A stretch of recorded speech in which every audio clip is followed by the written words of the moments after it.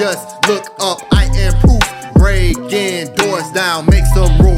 Maat is now speaking through me, and trust me, this is who you will respect if you choose or not. It is now, not soon.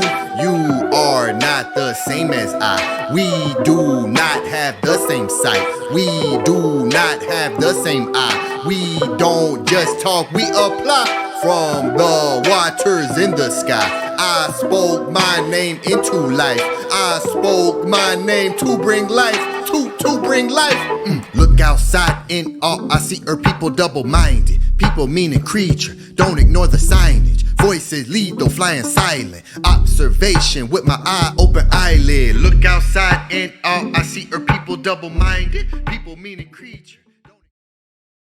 It's time to set off the alarms. The performance of harm. Don't you know you're a star? God in human form, and you rise with the beast. More than man. Bread in my hand, that's the Lord in hand. Heard what I said, Lord, live in the man. Light is sought after, it's in the man. Come from the inundation lands. Light is sought after, it's in the man. Come from the inundation lands. We ain't the same man. Record keeper. Seeing the state of the planet, the damage, the famines expanding beyond your belief. I see they landed, they've handed the people a cannon and aiming it right at your feet. Blowing a hole where you're standing, creating the panic. The tactical planning is deep. Teaching you're only a man and that God is in heaven, the seventh outside of your reach. But we got the champion in the building, the new Lions Den champion, Amenhotep Ra. Go ahead and tell everybody about yourself, family, where they can find you on social media and all that. Peace, everyone. My name is Amenhotep Ra. I represent the Neteru and Maat. I can be found on Twitter as my name is said there, Amenhotep Ra. I can be found on Facebook as Tehuti Brown. I can be found on YouTube as Mystical Television. Mystical Television on YouTube. I'm the current champion of the Lions Den, the first Kemetic champion. I'm here to have a great build with brothers and discuss many different topics and see where we can get to. And this will be the first time the Hebrews get to see two Kemetic brothers building, and they can also come in and ask questions. Peace and love. All right. And last but not, excuse me. Last but not least, we got Jabari, the Him Neteru, which means the high priest, Osaze. Go ahead, Jabari. Let everybody know where they can find you and you know what you're all about, family. Peace, family. This is Jabari Osaze. I want to say Amasuan Panter, Soksumithran Panter, Autuaura Maketi Pahirura. And let me just simply say to you that I am excited to talk with like-minded individuals. I'm so happy to meet my brother Amenhotep Ra, who is doing work on the other side of the country. And so it'll be really powerful for us to build and dialogue and to learn more about each other. Some of you who are not familiar with me, I'm a historian and Kemetic priest. I have a degree in Africana studies. I studied with some of the, I'd like to say, some of the best scholars in ancient African history. Dr. Yosef Ben Yakinen, Dr. James Turner, Dr. Don Ohadike, and also Dr. John Henry Clark. Those are people who prepared me for understanding the history of African people. I have been taking people to the continent for now about 20 years. I've taken 17 trips to ancient Kemet, other trips to West Africa and to East Africa. And I am also the author of a book called The Seven Little White Lies, The Conspiracy of to Destroy the Black Self-Image. I've been featured in documentaries. I'm in Hidden Colors 5.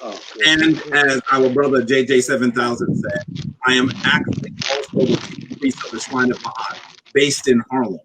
And so I'm pleased to be able to be with you to talk about important issues. And I'm looking forward to really answer all the questions. I think that that is likely what my good brother Amenhotep Ra and I are going to be doing. We'll dialogue and answer any question that you might have about Kemet and about the practice of Kemetic spirituality, the practice of Seruj Maat, restoring Maat. And I think that we'll have an interesting dialogue. Looking forward to it. All right, welcome back. Welcome back to the den, Jabari Osaze. This is hey, I'm gonna say this is your second home, man. We letting all the Kemetics come on through and hang with the Lions. You know what I'm saying? But what we gonna do? We're gonna let you brothers just open up and kind of dialogue with each other, kind of tell us the, you know, like kind of the differences between your shrine and some of the things that y'all agree on. Like one of my first things I really want to get out there to kind of to get y'all on board is like with the like can you kind of explain to us how you practice Maat? You know what I'm saying? Then how he do it. You know what I'm saying? So one of y'all can start off the conversation. Let's get this bill going. Everybody mute your mic.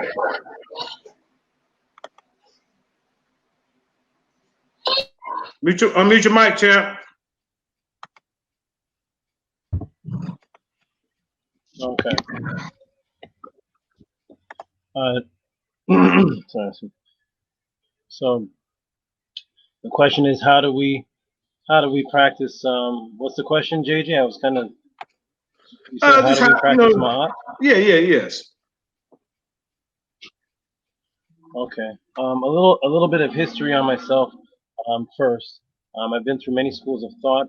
When I was young, I was under a teacher who put us through different religious schools until I traced the history of spirituality back to the Nile Valley.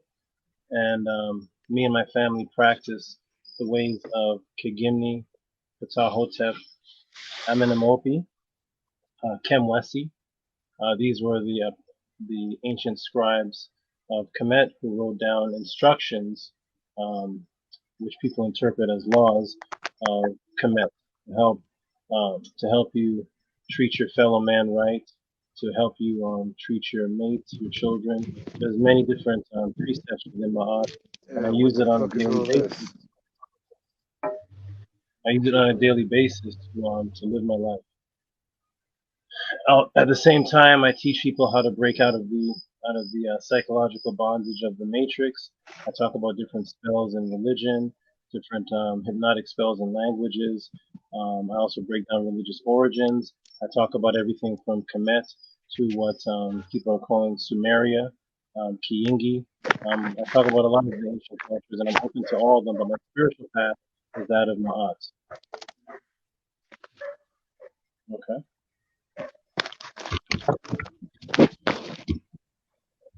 Okay, that's I'll start there. Jabari, you can go, or whoever wants to ask questions, or Jabari. Sure. I think that JJ 7000, Jeremiah Judah was asking us about how we practice Maat, and maybe just some quick background for folks. Maat is personified by a beautiful woman with a feather on her hair, in her hair, and she is a personification of the very order of the universe. So she is not only the way that the universe is organized, but she is also a moral, ethical guide, so that those individuals who seek to live a glorious life and to also live to join the afterlife are those people who practice Maat in the Kemetic understanding of the world. And so you might have heard that there are 7 principles of Maat. You may have heard that there are 42 laws of Maat. Those are all things that are true. But I want to just simplify this by helping everyone who may be unfamiliar understand that Maat is the order of the universe.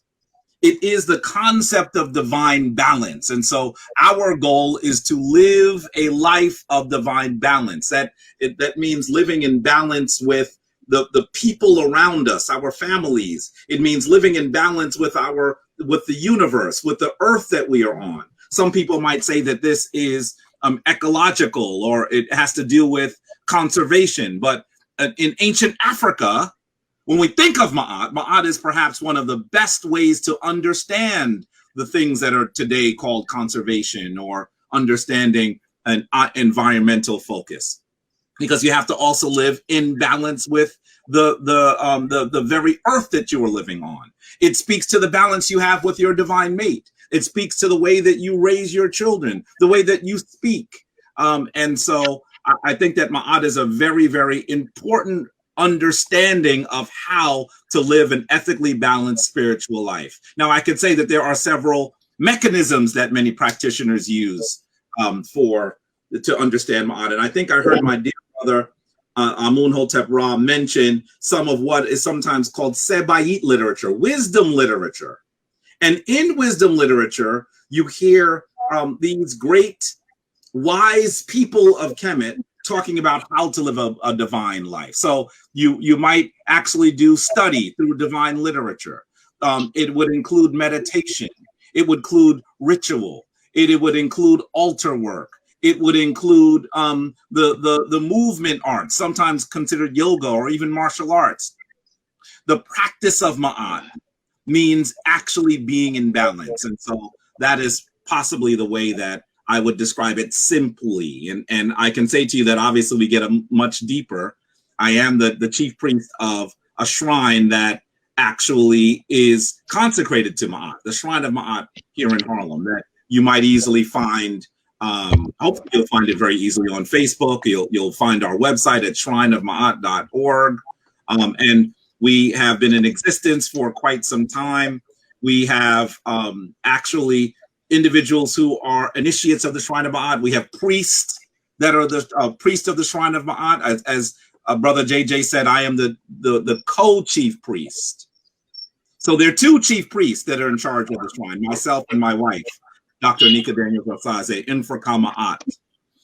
And so together we run the Shrine of Ma'at. I should be clear, I am not above her, she is not above me. We co-facilitate, we co-lead the Shrine of Ma'at. And that is perhaps also something that is in some ways considered unique to African spiritual systems, that there is great reverence for women as well. So I am not the lone teacher and she follows my lead, we lead together. So hopefully you'll have many more questions without going too far into understanding how to make it a bit further. So will she be classified as a Neteru Tepi as yourself? Yes, we would say she is the Hemet Neteru Tepi. Hemet, okay. Right, and Hemet is actually the feminine version of Hem. And you should know Hem Neteru Tepi means divine servant. That's one of the ways that you can translate that. Gotcha. And so that is what it means. And we also have other priests that are in the shrine that are under us. We have 9 priests that are under us, who maybe they're folks that you're a little unfamiliar with, but you will become more familiar with them. The Shrine of Maat is a growing, active shrine, and so you'll see them as well. All right. Amunhotep Ra, do you want to add on to that, or ask him any questions, or do some comparative?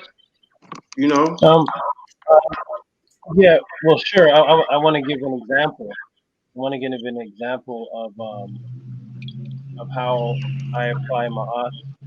A lot of people think that there is something called the 42 laws of Ma'at. In actuality, those are 42 declarations of innocence.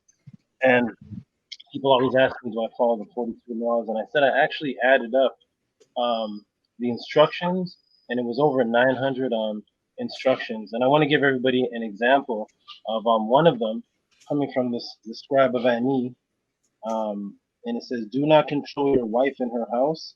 When you know she's efficient, don't say to her, where is it? Go get it. When she has put it in the right place, let your eye be observant in silence, then recognize her for her skill.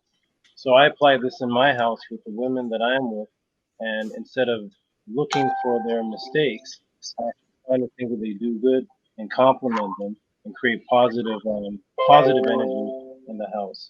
So this is an example of how Ma'at is applied in the family, in my particular family. I'm not saying that everybody that follows Kemet or Ma'at does this, but this is an example for me, and I have to keep things like that because I'm around children and several women, and everything has to be completely calm and thought out at all times, or else chaos will break out. Okay, I have a question. I mean, different dynasties had subscribed to different Egyptian cosmologies, right? So what I'm asking, which dynasty do you guys actually would say more relate to? Or, you know, pre-dynastic, you know what I'm saying? Which one are you kind of adhere to? You know what I mean? That's for Jabari. That's a really good question, because I think that some people might think that maybe someone that would come from what we would term the old kingdom today versus someone that would come from the new kingdom. Perhaps they would be more in line with, I don't know, Heru, or more in line with Amun. I want to be clear that in some ways that is a distinction that is less critical than you might think. In ancient Kemet, at any given time, there were about 42 different temples, all operating at the same time. And they all, in some ways, focused on a different aspect of the divine, but there should not have been seen as major conflict between them. They might have different names to some degree, but that didn't mean that they were in conflict. How can that happen? The Kemetic spiritual form is one that exists primarily in allegory. And so no one will actually argue that Heru, or as the Greeks called him, Horus, was a living person. And so we don't have to say, well, do you follow Heru or do you follow Constance? Does that make sense? These are ethical guides. These are mythological guide stones. So that I would say to you that while there are differences among some of the dynasties, the fundamental nature of Kemetic spirituality was roughly the same from its beginning to beyond its end. And I think that's also something very interesting. So, for example, even though you might hear different dynasties use different names at certain times, they all actually referred to perhaps the chief trinity in ancient Kemet, the trinity of As, also known by the Greeks as Isis, Heru, also known to Greeks as Horus, and Astar, also known as Greeks as Osiris. So that at any given time, they would have all been referencing Astar and Heru while also focusing on the divine force in their area. Why is that not a contradiction? Because they are speaking in symbolism. And so that is of critical importance as well.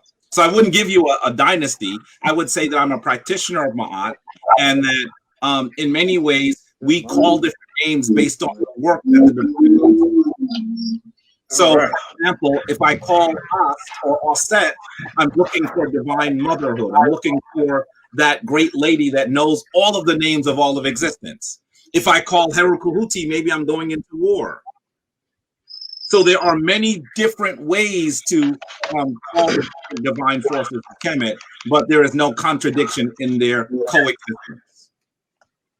So are you saying these divine forces, they have powers to help us through everyday life?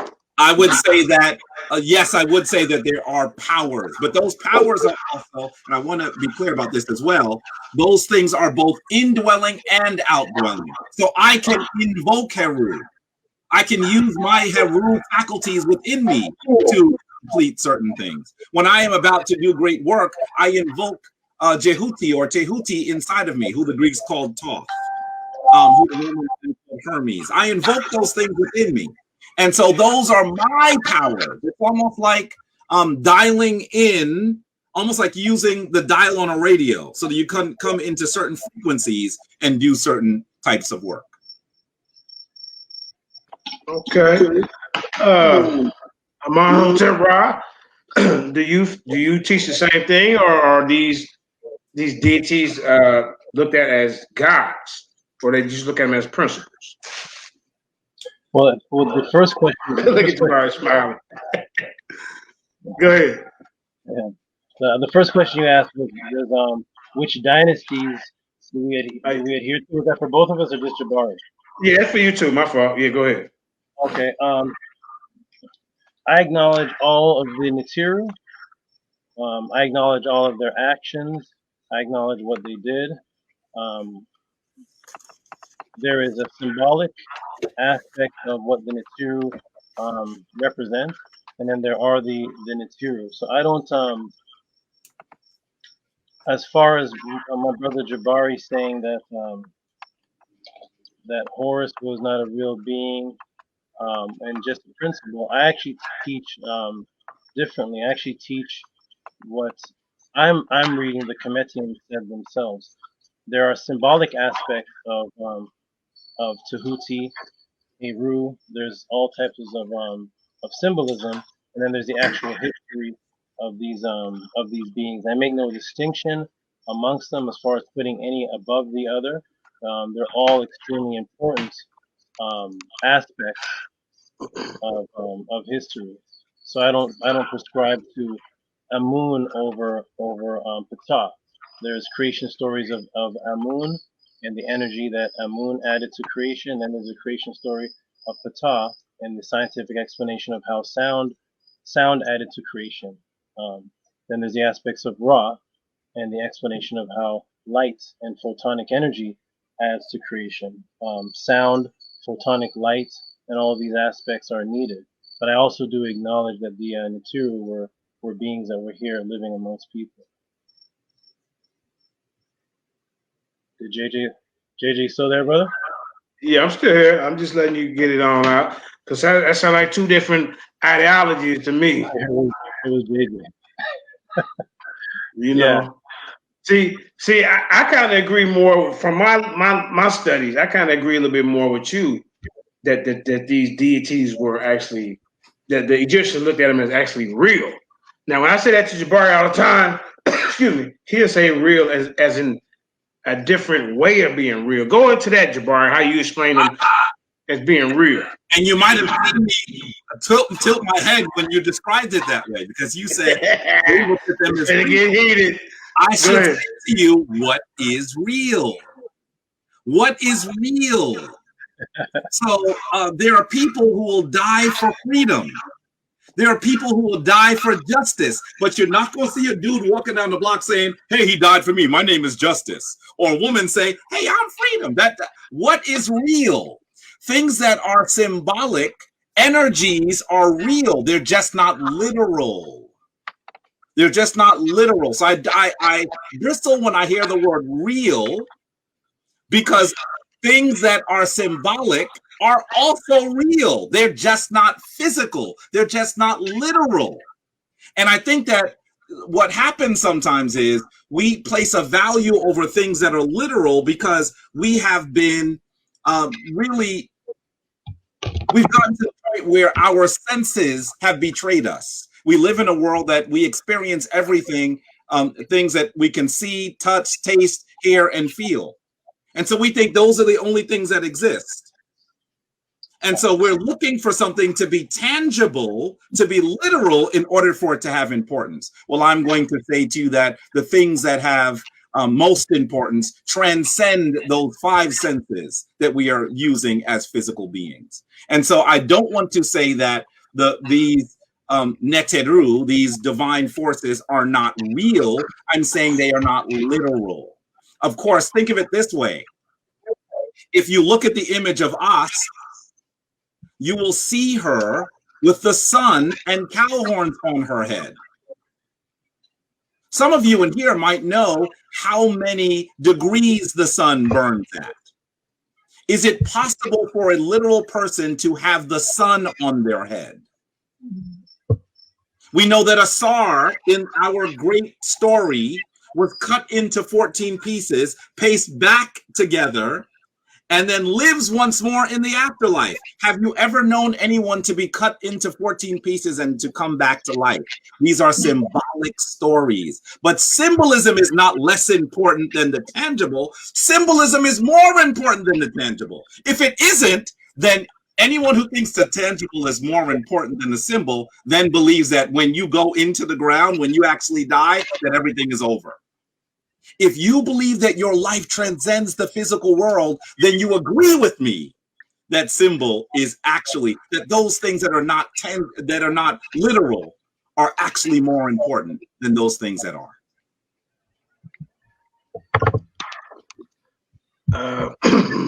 Anybody else want to, Brother Tehuti, Aman Hamotep Ra, you want to respond to that?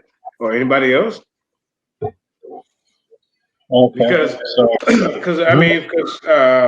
what if we could provide papyruses of the ancient Egyptians saying that these deities were real? What am I going to say to you, Brother JJ? Huh? What does real mean to you? Real means tangible, something that's. That or just you can get in contact with. Okay. The King's List. Look, they have a King's List where they say that these guys walk the earth right along with men. There are kings that actually lived. I'm talking about king. Oh, go ahead. I mean, these guys who walk the earth. I had some internet problems, so JJ, just repeat the last couple sentences. My screen froze up and I didn't hear what. No, I said he asked me what is real, and I'm saying that from some of my studies, I'm still learning. But some of these people, they had a King's List, right? Where they say that some of these guys actually walk the earth right alongside with men, or we can even call them the fallen ones. You see what I'm saying? I remember when I told you about Tehuti one time on Saturday, and y'all laughed me off the dang on show because I said he was one of the architects of the Giza pyramids, because you can find it in the Sumerian tablets. I know y'all said that the Emerald tablets is pseudo, but Ben Carson kind of goes into that. So I ain't even gonna add it. I'm not gonna even add the Emerald tablets. But I'm saying, just like when you die, like some of the ancient Egyptians, right? When they died, they took retainer sacrifices with them, which means like the pharaohs took retainer sacrifices with them. I mean, the people who work for them in this life, they was going to work for them in the afterlife to be in the afterlife with Osiris. Incorrect. All right, school me then, partner. Okay. Is it possible for me to share? I can share screens, right? Yeah. I want to share something with you for a quick second. All right, I know there are many people who believe that the ancient Kemetic rulers took people with them. The rulers took people with them. Yeah, there's some people that teach it. Let me see if I can give you a better image. Give me 1 second here. All right. Here we go. I want to show you something really quickly. And of course, I didn't have this prepared, so I'm just showing you. It's okay. So take a look. We got 10 people on here. I don't know if somebody might have to drop off so he can share his screen. One person drop off and then come back on. Okay, cool. All right, that'll work. Thank you. All right. So are you able to see my screen? Yeah, I see it now. Let me hold up. Okay. There you go. Okay. What you are looking at here is what the Kemetic people called Ushabti or Shabti. Shabbatas. Yeah, those are little figurines they took with them, right? To the afterlife. Yes. So these individuals, these symbolic servants, would go with someone to the afterlife to do the work for them. In fact, if you look at this one here, now this is not actually, this is a modern rendition of it, right? Of one. But if you look at, here's an ancient one. If you look at the words on the front here, generally speaking, these words would be spoken in order for them to come to life to do work for you in the afterlife. And so these are the retainers that are buried with the kings and queens. And not just with the kings and queens. Many people who make their transition later would try to have these small symbolic references with them. We are talking in symbolism for the most part, and I want us to understand that. Now, I want to say once again that when you say that people believe something was real, that they believe that the Neteru walked with them, I would argue that Heru walks with me. But Heru is not a physical entity. Heru is an energy, a particular frequency of the energy of the all. So there's an energy that is the all. And then there's a frequency of that energy. That particular frequency, I might call Heru. I might call a different, slightly different frequency Asar. I might call a slightly different frequency Maat. And so when I'm able to tune into that particular frequency of divine energy, then I can have that divine energy work through me. You might actually see that I wear this every day. I've worn this every day since I was initiated. This is a bracelet that I wear on my right arm of Heru, because I believe Heru works through me. And that's the reason why I wear it on my right arm, because I must remind myself that the work that I do, I am right-handed, the work that I do must be guided by Heru. And so when you say real, I bristle at the word real, because if you think that real just means physical, then what is spirit? What is spirit? That means that spirit doesn't exist because it's not physical? That means that when you die and your physical form ends, then you must think that that you end. But of course, we believe, and I know that it's not just the Kemetic practitioners. I know that even those people who are in the Christian tradition, in the Hebrew tradition, in all of the Abrahamic traditions, to some degree would agree with this. We are an entity that is larger than our physical form. And so I am saying that which is physical is not just that which is real. So then you believe that your Yahweh is literally a dude sitting on a cloud somewhere. Is that what you believe? So hold on, Jabari. I got a question for you, family. Sure. Well, actually, I got a question for you and Hotep. So do y'all actually don't believe that y'all guys were actually just real? Y'all believe that they were all spiritual? I will say to you, and I'll let Brother Amun-Hotep Ra answer this as well. The Neteru are symbolic. The Neteru are symbolic. The Neteru are energies. And so that's the way that I would describe it. Now, I want to be clear that it's not necessary for my brother Amun-Hotep Ra to agree with everything that I say. Most of us probably came from Christianity. I know that if you went to one church in the middle of the block, they might be saying the church on the corner. But they were born with each other in the middle of the block. So that it's not necessary for him to say exactly what I say. But I want to be clear that from the analysis that I have made of ancient texts, from the analysis that I have made of tombs, from the analysis I have made from monuments, from so on and so on and so on, in my 30 years of study, the Neteru are divine energies. Right. So you believe, like, when you wear those bracelets on your arm, or different people have like different objects that they wear, that these are just spiritual forces that do whatever, they say they do. Well, I almost, let me tweak what you said a little bit. I almost agree with you. Those spiritual forces are also me. So I don't want to make it sound like these powers are outside of me as well. I can invoke those powers and become that energy, because I am the all. But when I call a particular name, like I said, this is the way to describe it. It's almost like me tuning in. Now, I know some of y'all might be a little younger, and I'm talking about the radio. Don't listen to the radio anymore. Let's say it's a television, and you're changing to different channels. Those are different frequencies. And so I would argue, the way I think it's easiest for us to understand this is the Neteru are like frequencies of the all.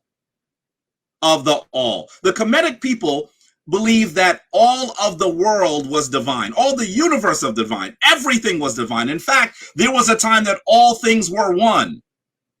And then there was the great differentiation that we sometimes hear called in the Kemetic tradition, Zep Tepi, or that can be translated as the first time. So if all things are all, that means that you are also part of that. That you have the ability to channel those frequencies and to do those things. But it takes cultivation in order for you to have activation of your divine energies. So that's the way I would describe it. So hold on, family. So now, Hotep, do you subscribe to the same thing that Jabari said, Ak, or you a little bit different with your spirituality?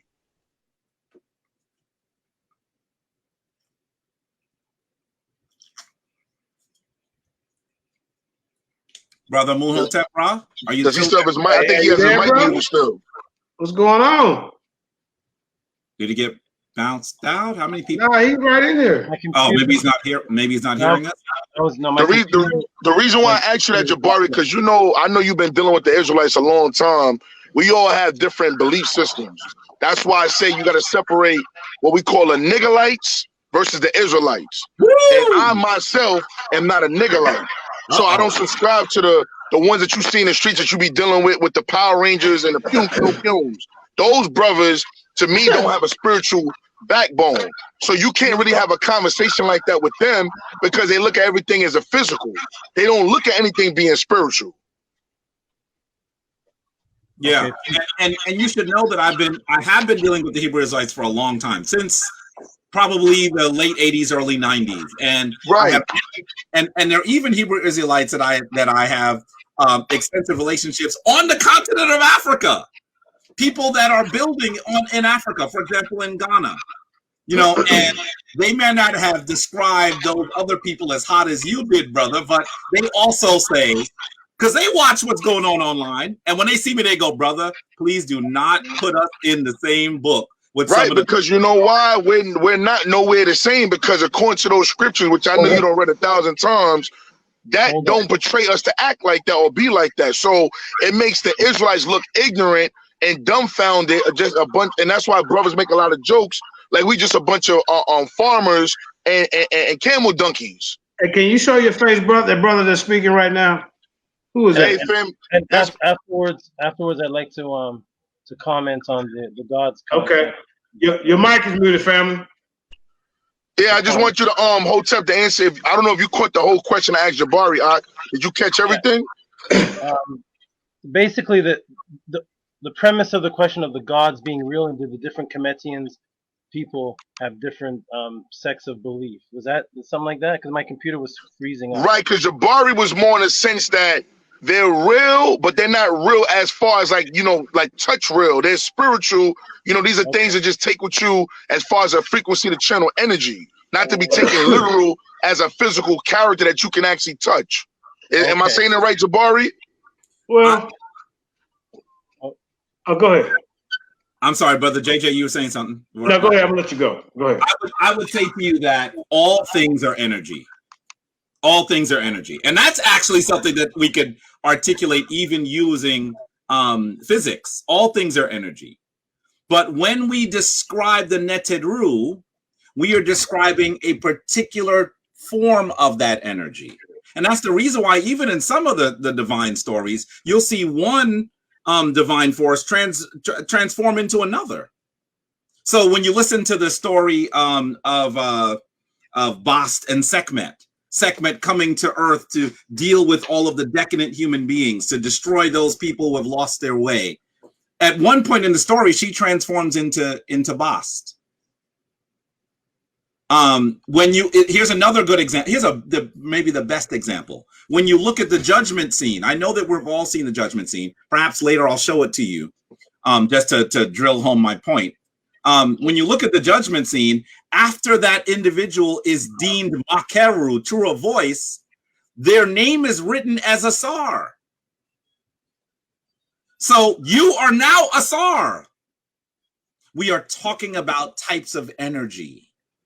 And this is of importance. Now, when I say types of energy, sometimes people have been dealing with the literal for a long time, think that that's like less than something that is physical. Energy is certainly, energy that pervades all things is more powerful than just this one physical thing that has a beginning and an ending. Okay, peace, everybody. Everybody hear me? Right. So, Hotep, I just want you to let me back off of what he said. Do you agree? Okay. Let me address that. So first of all, I'm going to say that everything that Jabari just said, as far as the symbolisms of the Neteru, all of that is correct. All of that, all of that is correct. The symbolism of Ra, the symbolism of Maat, all of that is correct. What I teach is that these were actual beings also that walked the earth, and they were the embodiment of this energy, and this energy was frequency. Now I want to do a screen share. Can I screen share, everybody? Can I I'm gonna do a. Tell me if you can see screen share.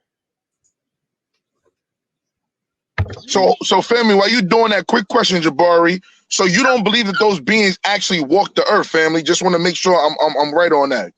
I'm not believing that I don't argue, and I think that if you look at the text, there's a good argument for the idea that these are energy, that they are not literal people that died one day, that lived and died, that they are literally. If they were divine energies that are all powerful, then why are they here now? They are here is the reality. They are here. They're. So anyway, that's the way that I would translate. I want to make sure that Brother Amunhotep Ra gets a chance to talk more about this as well. So first of all, can everybody see my screen? Yeah, we see it. You see the full screen? Well, you got to get to what you need to get to. It's kind of like, there you go. Yeah, the torn papyrus. Can you see this? Yes. Okay. So this is what's called the Canon Taurine Papyrus because of where it's located, and it's at the display of the museum in Turin. And this is the king's list that they use to register the history that we're getting of Kemet when it talks about which dynasty a king was in, how long they ruled. This is one of the many. There's the Palermo stone. There is this. There's also a Manetho. There is the Abydos King's List, but this is one of the this is the King's List that I want to use. Now, I'm just going to ask everybody a question. According to Egyptology, who was and everybody can answer this, just one word. Who was the very first pharaoh of Egypt? Narmer. Narmer. Jabari, what do you say? I would agree with that analysis. And can I add to that real quick? You can't find his body. So if y'all can't find his body, please stop saying, whoa. Please stop saying to tell us to find Abraham's body. You can't even find your first Pharaoh body. That's just a little fun-filled fact. Go ahead. Now, brother, if you want to go there, it'll be a different night. Come on. Hey, I'm ready. Let's go. Let's make it a different night. You know it's going to get heated. Jabari don't start because we got lions in the building too, Ox. So we're going to be going to war. So let's go back to Hotep, man. We try to be nice. But come on, JJ, can you hear me? Yeah, I hear you, family. I'm going to mute your mic. Okay, go ahead. yeah, mute my mic. Okay, listen, here we go, guys. Here we go. So here is the Taurine papyri, and we're gonna look at something now. This is the reign of Khufu, and now this is right off of Wikipedia, and I'm gonna show you how Wikipedia agrees with the Taurine papyri. It said, "Is it still unclear how long Khufu ruled over Egypt?" Then it says, in the Royal Taurine Papyri, the 19th dynasty, however, gives 23 years of rulership for Khufu. Herodotus gives about 50 years. Manetho gives 60 years, 63, but it says exaggeration and misinterpretation of antiquity sources. So the Taurine Papyrus that I just showed says 23 years that Khufu was here. Oh. Okay. Now, let me see if hold on a second. The Taurine Papyri, let's see if this is Khufu's here. This is Narmer. This is Narmer here. This is Khufu. Okay. So the Taurine Papyri says 23 years. The encyclopedia says 23 years. Now, does everybody acknowledge that Pharaoh Khufu was a real person, and to some people, even built the pyramids? But does everybody acknowledge that Pharaoh Khufu is a real person? Yes. I can't. Okay. Yeah, he. But I don't agree that he built the Giza pyramid because in the inventory. Yeah. Okay. But in the inventory study, say something different. Okay. Here is the Taurine Papyrus on column 4. So that means we're 4 columns up from the beginning of what the Kemetians say is their beginning. We're 4 columns up, and it says right here, dual king, 23 years. It shows the 2 arcs, which is 10-10, and then right here is Renpet, and 1-2-3. So that's 23 years, and here's 23 years. So Khufu, being a real man, ruled for 23 years according to the Taurine Papyri, and Wikipedia agrees with that. Okay, I'm gonna go over here to Narmer.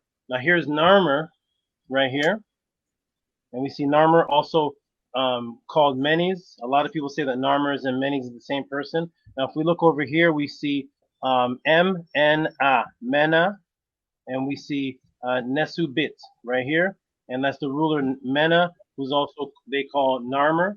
And see what it says right here, everybody? See where it says first king? That's in the commentary. Did everybody see that first king? Now, but look what column we're on. You see this? We're on column number 3. So we have 2 columns prior to column number 3. So they taught us that Pharaoh Narmer was the very first king. Yet the Cometians say, wait a minute, we have 2 columns full of a list before we even get to Narmer. Okay. Now over here. Now when we go to column number 1, it says right here, column 117, and this is Nesubet. In the same king list with all the kings, we have Heru right here. Do you guys see that the falcon? That's Heru Neter. Neter. And then it says the 3 loops are 300 renpets, or 300 years. 300 years, and it says Heru, and Heru is on the king list with Narmer and with Pharaoh Khufu. But they're starting our kings list in school at column 3, where the Cometians are starting it at column 1. That's what the Cometians say. So the Cometians don't acknowledge that Narmer is the first. And now we go over to over here, and now here we have, and Jabari could read this. Everybody, this is a Nesubit Asar, and now here's Asar, dual king Asar. So Asar is on the king's list with Heru and Khufu and all of them. Now I'll go right here, right to the website of the rope from the museum. This will show up from the Pharaoh Sea, straight from the Turin Museum, and we have Heru here. And if we keep going backwards, here, who ruled before Heru? Now we have the story of Heru and Set, where they were fighting over rulership. And according to the Cometians, when you go right before Heru, here we have a Neter symbol. But this is a symbol of a god, but not just any god. This is actually the symbol of Set, Nesubet Set, who's ruling for 200 years. And if we keep going back and back to the columns, according to the Cometians, excuse me, Amon. You said 200 years? Yes. Wow. 200 years. This is what the Cometians teach. This is what the Cometians teach. This is from their papyri, from the Taurian papyri. We have, and now before Osar, here is the Neter Jeb, and here is Jeb, divinity Jeb, and Jeb is ruling. So we have, and if you keep going back, you'll see where Maat was ruling.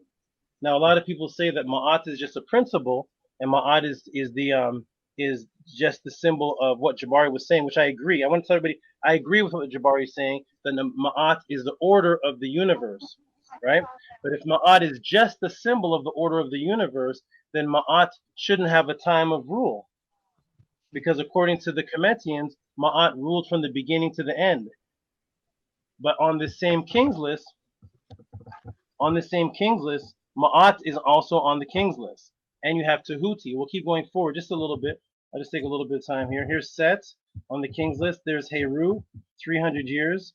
Now here we have Tehuti. Tehuti's on the king's list. And here is Tehuti ruling on the same king's list with Narmer, who has a beginning of rule and an end of rule. And right after Tehuti, here is Ma'at. And they give her the feminine symbol of Renunet, which means to raise, or Oraret, the raise. And here is Ma'at, Ma'ati, and there's the egg symbol. That egg symbol is the same symbol under the word Aset, and it represents femininity. That's the egg. And then you have the female symbol right here. You have the Renunet, or the cobra symbol, or the Araret that sits on the head of the Par'i'i. But here is Ma'at ruling, and then the rule ends, and then another picks up. Right? So if Ma'at was just a principle of order, then the rule of Ma'at wouldn't have a beginning and end, as the Cometians say. Here it has a beginning and end of 700 years. So according to the Cometian king list of what they write themselves, they have their rulers on this list, and they have Amenemhet, they have Senuseret, they have Khufu, they have Ramses, and then they have the gods. But I'll break down afterwards that a man named Eusebius Eusebius, who was the advisor to Constantine, changed this king's list and didn't want it released because this king's list brought a history that predates the Bible. So they had to start at Narmer because Narmer is within the time of the Bible, which is 3,200 years, 3,200 years BC. But yet the gods go back thousands of years BC. Okay. Then hold up, family. Now you done lost me now. Now, what you saying that they was hiding this knowledge because of the Bible? This yeah, Eusebius particularly, he said it. I have his Eusebius. Is he Greek or something? Who is this guy? Eusebius is the Roman advisor of Constantine. When people talk about the Constantine Bible being put together in 325 AD, Constantine actually didn't put it together. It was the Nicene Council. Constantine was the ruler, but the advisor of what was going on that made Constantine's decisions was coming from an Eusebius. And look at this, everybody. Take a look. When you look at the king's list, it's going to give other sources. When we go down here and look at one of the sources, we keep going down, and you look at the sources, and it's going to talk about the other king. Let me go down. Let me scroll all the way down. Let's go to column 4. Here we go. Column 4. Look at this. So look. Oh, this is a Saqqara canon, Africanus. And here, look at where my mouse is over. See this? Eusebius. Do you see that? You see what I just highlighted? Yeah. So Okay. Eusebius had his hands in the Roman version of the Kemetic Kings list. But why would Eusebius have his hands in it? We have the Saqqara, we have the Abydos, we have Manetho, but Eusebius changed it from years to months to try to make it fit into biblical history. And if you look up Eusebius, he's the advisor of Constantine. I'm going to pause right there and go back. So this hidden history. So you're saying that Narmer was not really the first pharaoh. That's what I'm getting from that, right? Not according to the Kemet. And where can I find this information?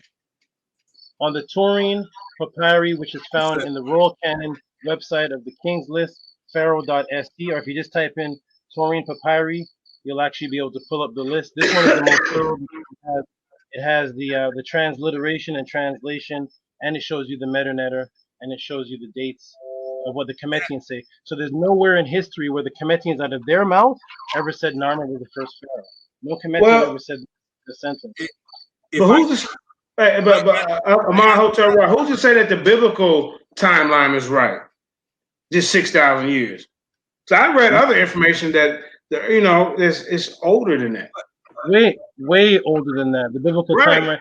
And the funny thing is that the Bible never says anywhere in it that it only goes back 6,000 years. This is people trying to use genealogies to trace it back, but 6,000 years is the Christian accepted time period because they trace that back to Adam, 4004 BC, as they say, or 4000 BC, whereas the Kemetians say we go back 36,000 years. Their king's list, and I'll pull this up and then I'll go. The translation of the very last, everybody can see this. This is the last line of the king's list. It says, "Honorable Shemsu Heru." Shemsu Heru means the followers of Heru. 13,420 years. That's what it actually says on the list. Reigns before 23,200 years, totaling 36,620 years. So the Kemetians, out of their writings in the Turin Papyri, say that their history goes back 36,620 years. They never said that Narmer was the first pharaoh. Well, that's enlightening to me. I'm glad you brought that out. I had never heard this information before. What about you, Jabari? I also, let me say that I think it's important for us to, and I want to thank my brother Amun Hotep for going through the Turin Kings list. But I want to be clear that it's important for us to understand that sometimes what we have to do is we have to tease history, literal history, out of symbolic and things that we might call mythology. And if you look at the dates on the Turin, by the way, you should know it's someone should mute, I think. Yeah, everybody mute the mic. It's only called the Turin's Kings list is because it's in Turin, Italy. Okay, that's the first thing you should know. There are a few other things that you should know. You might let me share my screen briefly. Let me share my screen briefly. Yeah, go ahead, fam. Just so you can try to get a better understanding of how this works. I would argue that the Turin Kings list does posit that Narmer is the first literal king. Okay. You might notice that the actual Neteru are in one column to their own. They're on their own. It's interesting to me that column 2 or column 3, depending on how you're reading the list, actually begins with Narmer. So I would argue that what they are attempting to do is to describe the origin of the universe and then posit themselves within it. That's the reason why you don't see Narmer in the same column with the Neteru. They're in a separate section on their own. And just imagine, Tehuti rules for 7,726 years. Are we talking about a literal physical person? Folks, you have to say no. We're talking in divine symbolism here. Let me go a little bit further here. I want to show you an image. Did I actually? Okay, look. You could also argue with regard to Heru that Heru is the king of kings. You'll note that virtually every king, particularly early kings, would have their names inscribed in what is generally known as a Sarek. And at the top of the Sarek, who will you'll see Heru. Heru is the king of kings. This is the king. This is an early king. His name is Ra. You see the circular image here and the bowl here, Ra Neb. This is an actual literal person, but Ra Neb is actually saying, my king is Heru. We are talking about the symbolism, spiritual symbolism, being merged with historical descriptions. And then one more thing. I want to show you the judgment scene once again. And this particular judgment scene is that of Hunefer. Right, this isn't actually in the British Museum. I do have a clearer version of this, but unfortunately, on the fly, I didn't find the clearest version of it. But if you understand the way that the judgment scene generally occurs, I hope you can see my mouse moving. Can you? No. Hunefer is moving in here. This is where he enters. You over to the left. Yeah, we see you now. Look up to the left, top right. Yeah. At the top left, you're going to see him with the offering, and you're going to see Neteru actually in front of him. Those Neteru that have the ankhs on their knees actually argue that he is moral enough, ethical enough to enter the Hall of Maati, to enter heaven. Those that do not have the ankhs on their knees are not convinced. Jabari, did you just say heaven? Yeah, I'm using heaven because we're using an English term, but I also said Hall of Maati because I want you to know what. So you can't say that they did believe in a heaven and a lake of fire. I want to say that. Let's be clear. I said Hall of Maati and then heaven. I'm speaking to folks who have never heard of the Hall of Maati, so I want to equate in this instance. So the equation is not exactly the same. I want you to understand what I'm referring to when I say the Hall of Maati. If I just said the Hall of Maati, you would have no idea what I was talking about. Yeah, I mean, I know what you're talking about because, you know, hey, 7,000 do a little research. There is an afterlife. The comedic. Hey, I got a few questions. Wait a minute. Afterlife? I do too. That's just like the Israelites. See, we got an afterlife too. Yep, you do. I would argue politely, with all due respect, that that concept has an origin, and that origin is in Kemet. Okay, I have a question. Yeah, Jabari, I'm sorry. I got my nerd glasses on. Don't start, Jabari. Yeah, man, I got a question. Hey, I didn't listen to it, but I have some questions. Let me finish so you understand where I'm going. Let me see. Listen to this.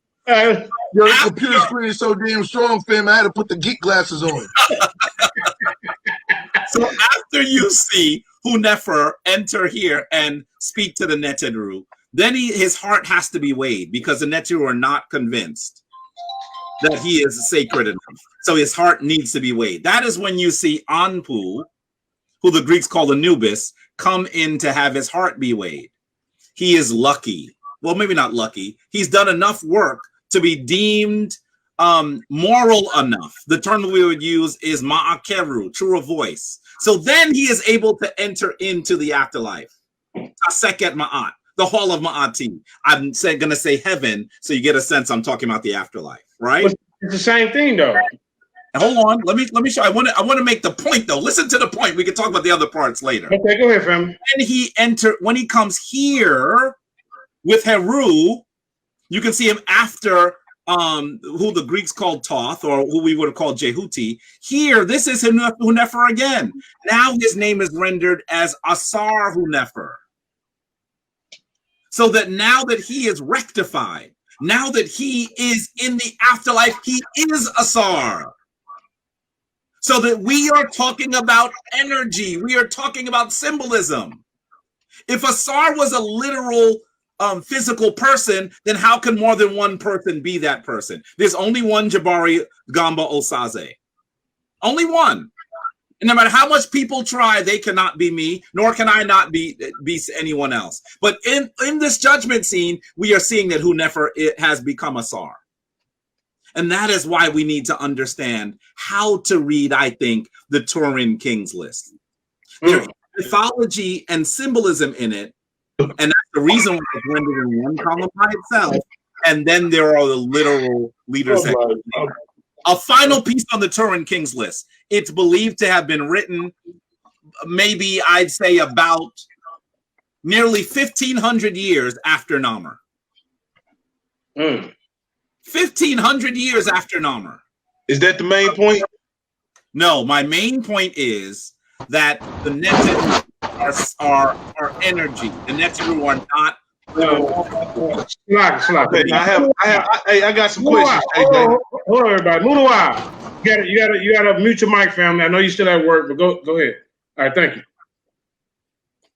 Go ahead. Go ahead now. Who want to ask a question? Go ahead. I got a question after him. Okay, all right. Let's get it in now. So I have a question. You said that these idols, they are not real, but yet they are real. Yeah, he said that. Dear brother, I would never use the word idols. I would never use the word idols. Well, what do you call them? I call them the Neteru. All right. Do that mean idols in my language? No, I hope not. I hope not. So the statues that the Egyptians used to worship, were they idols? No, in anybody's eyes in the world? Brother, those statues are actual, they are symbols of a divine entity. Okay, I'm gonna read something to you out of the Legends of the Jews about idols and how real they are. See, I'm not I believe that the spiritual world and this world run parallel, but they also intersect often.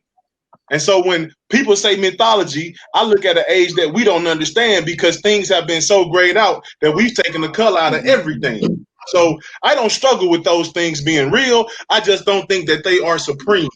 So this is a quick understanding of when Rachel and Jacob was leaving out of Egypt, how they dealt with idols. And this was constant all around the world, everywhere where they had the word you said, and I can't remember it, so I'm gonna just say idols. It said, and on this manner they used to make the images. The man who was the firstborn slew him and took off the hair of his head. Then he salted the head and anointed with oil. Then they wrote the name up on the small tablet of copper or gold and placed it under his tongue. And the head, the head with the tablet under the tongue was then put in the house where the lights were lighted before it. And at the time when they bowed down to it, to the idol, it spoke to them on all manners that they asked of it. And that was due to the power of the name which was written on it. You see, if it's speaking, that's a very real event. This ain't even Egyptian stuff I'm talking about. So this is just the practice of idols and why people would worship them. I want to be clear that if we're going to have a dialogue, if we're going to be able to understand each other, it is important for us to try to understand each other. For you to say, first off, I don't understand the word you said, so I'm going to use the word idol. You should know that someone from a different spiritual form should take offense to what you just said. So, Okay, Oh, come on, Jabari. You be beating up everybody, man. You not offending me. Listen, bro. Let me say this. I'm not as educated as you in the Egyptian lingo. Okay, so that's why I'm saying idol. I need a moderator to help. Yeah, I'm finna moderate. Okay, look. I did not finish my statement. Yeah, hold up, Israel. He's a guest in lines then. Everybody else is regular. Everybody else is we've been here forever. But he's there is here 4 times. He's a guest today, though. Go ahead. There's an extremely negative connotation to the word idol. And so if you are asking me to explain to you my own tradition based on a word that you are using that is considered negative, we're going to struggle in trying to understand each other. Okay, all right. You are saying that we worship idols. How in the world could I even explain what we are doing? I want you to understand that things are symbolic. To you, in your opinion. I'm not talking about my opinion. I'm talking about how my spiritual tradition is rendered. That's what I'm telling you. And as a practitioner of over 30 years, as someone who is a Kemetic high priest, I think that I'm familiar with the position, perhaps more than you are. All right, now let me say this. I'm just reading. I'm just learning. Okay, so earlier you was talking about a statue or a picture of an image being the king of kings, right? I was actually showing you. I'll show it to you again if it's helpful. I mean, bro, you kind of long-winded. So a simple yes or no is. No. Well, then in that instance, no, because what you all said. Right. Well, I'm gonna read a piece of the history. We know Joseph, the Hebrew, Jacob's son. He lived in Egypt for a while, and he actually became the king of Egypt, right? No, I do not agree with that. All right. Well, neither do biblical scholars. Yeah, Rob, he believes that our Bible's mythology. He don't believe it's literal. I mean, if that's okay to say, I'm okay with that, because either way, if the Bible's mythology, then that means everything that they believe is mythology as well. Well, that's what he's saying. Remains that even if it is mythology, none of their books have outsold the Bible. Okay, yeah.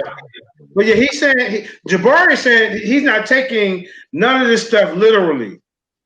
Among Hotep showed up papyrus and showing that some of these people did take it literally. I'm more of a literalist.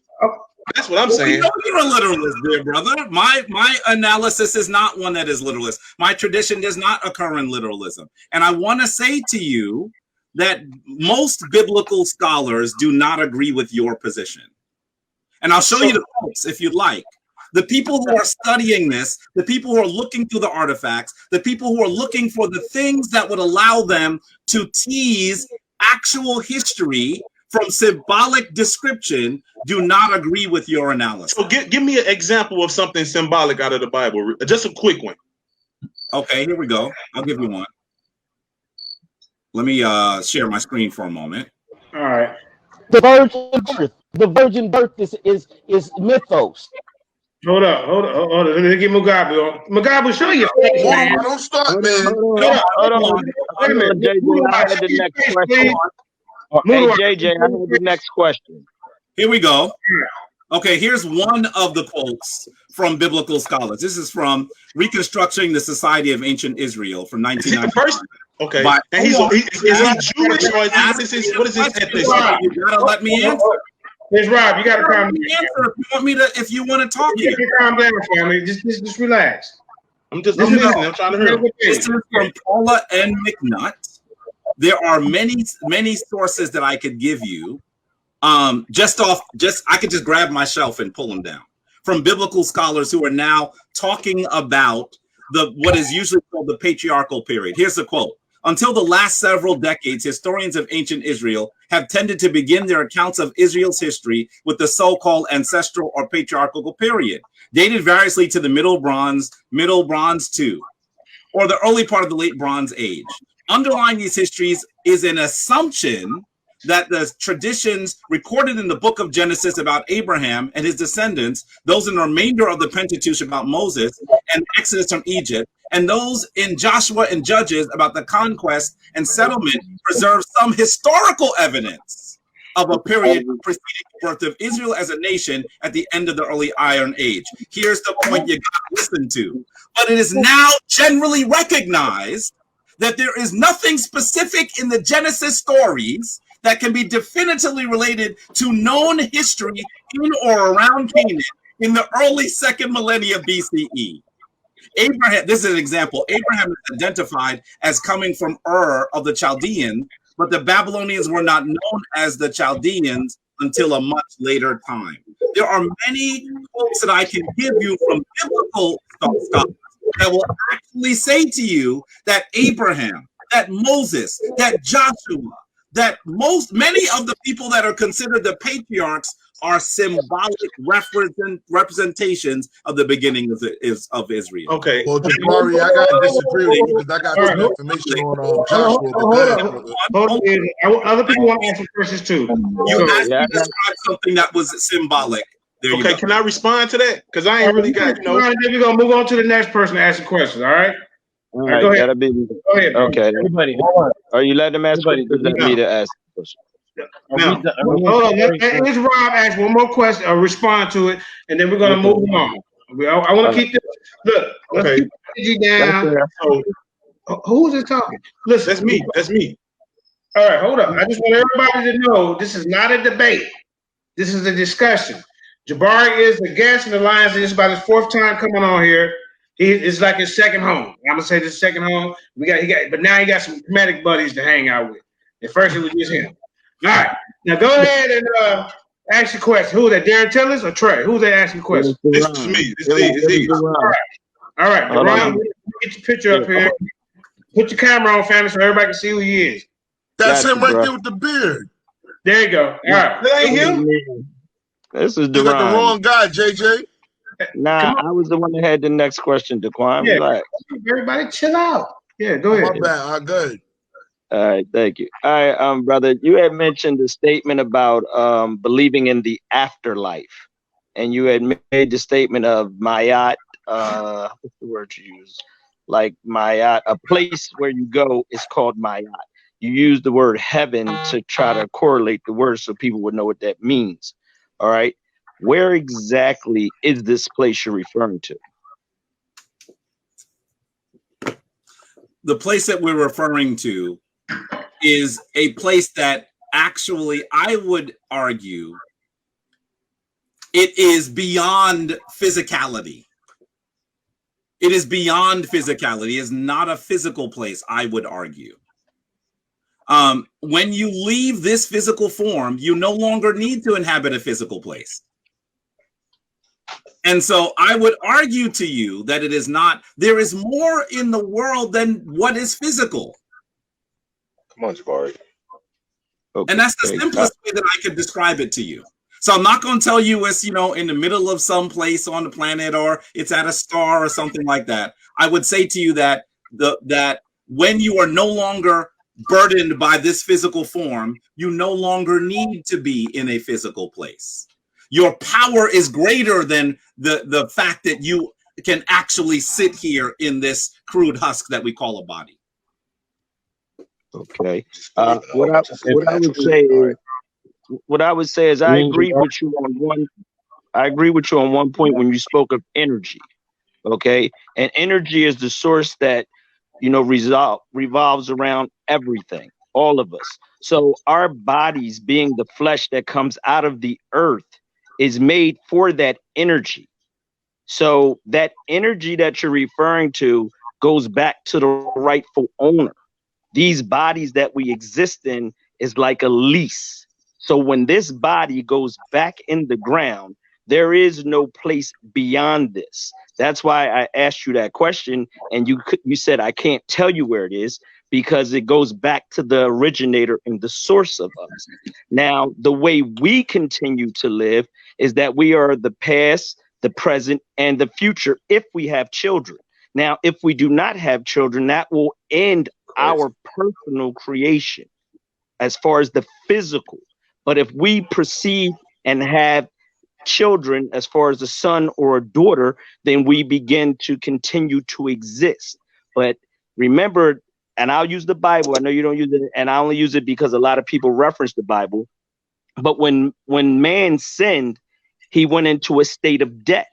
So when you go into a state of death and then you die again, there is no life after that death. The only life that comes after a death is a resurrection of spiritual awareness. And then you come into that time frame from the resurrection of a spiritual death. But when you physically die, that ends it. I would actually say to you, brother, Hey, that I got Jabari, you brother Trey, I got something for you.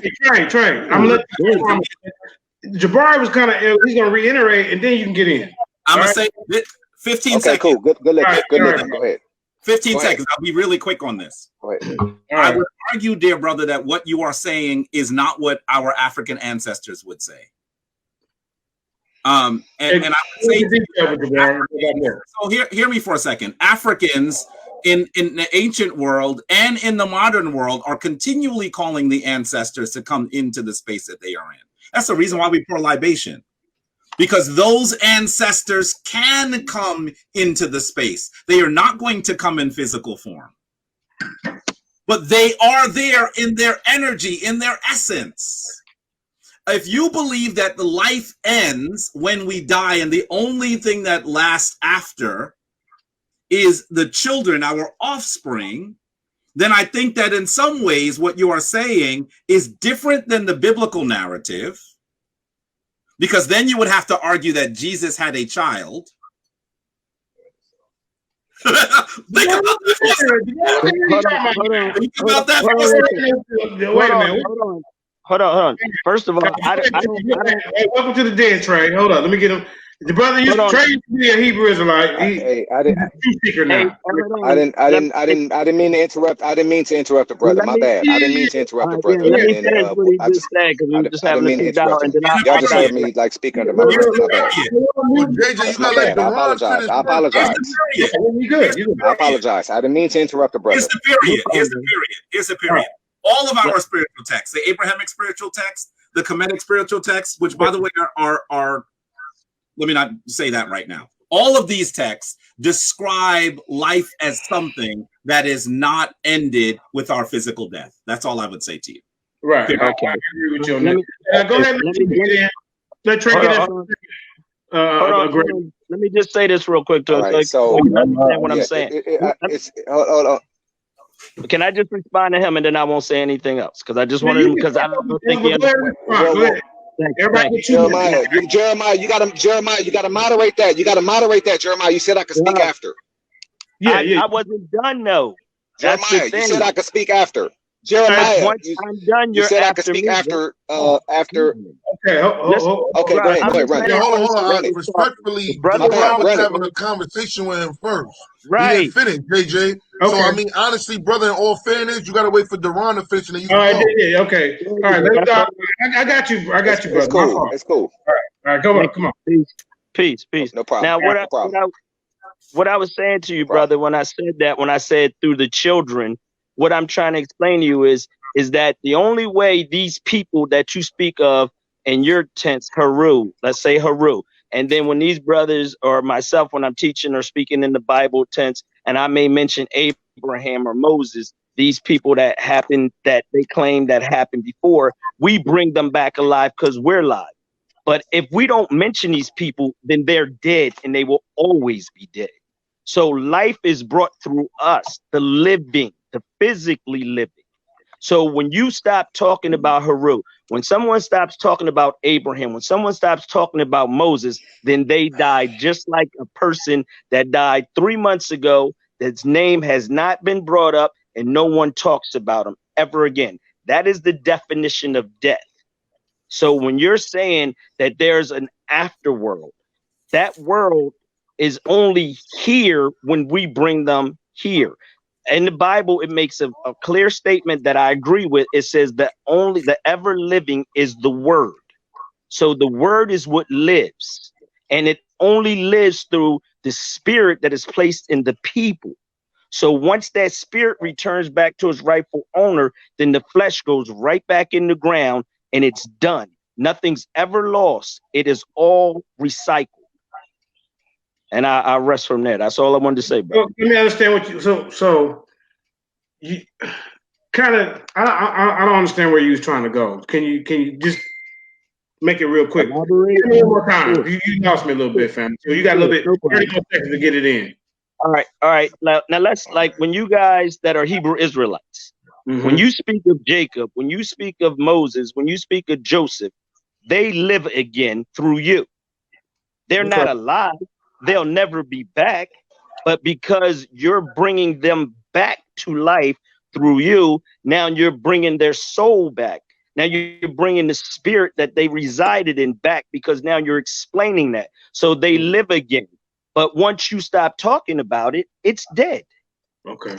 You said we get these guys life by just invoking them libations and things of that nature. Exactly. That's life, because it tells you the everlasting word is living life. So the energy that resides in us is what produces the life of the past. And then we are the present, and we bring in the existence of our future through our loins. Okay. And then some of us are wise enough that have a prophetical spirit in them that have been blessed to see things further in the future than others. So you can prophesy something well before it happens, but you won't be here when it's done. That's why in the story of Jesus, Jesus said, Abraham was glad to see my day. So what Jesus thought to himself was, Abraham, when he was talking, he was referring to him, not as the Messiah, but as one to come in a future time, because Abraham understood the future. All right. Okay. All right. You got a little bit more to add, or can we get Brother Trey? I'll leave it there. I don't want to dominate the conversation. All right. I want to be respectful. All right, Brother Trey, you go ahead, brother. Yeah, I wanted to talk to our Kemetic priest for a second, and in no way, shape, form, or fashion am I able to dialogue with you at all as it pertains to ancient Kemet. So I just want to let that be clear. But what's unfortunate about the whole entire conversation, and especially when you start combating the Hebraic theologies and etc. What I would like to see, be me right or wrong, is, and it's like, I think that you should go back, because you actually are in the position and you are the closest one to the knowledge and the historicity of what happened in ancient Egypt. And I've seen you do some videos where you've really just wrecked shop.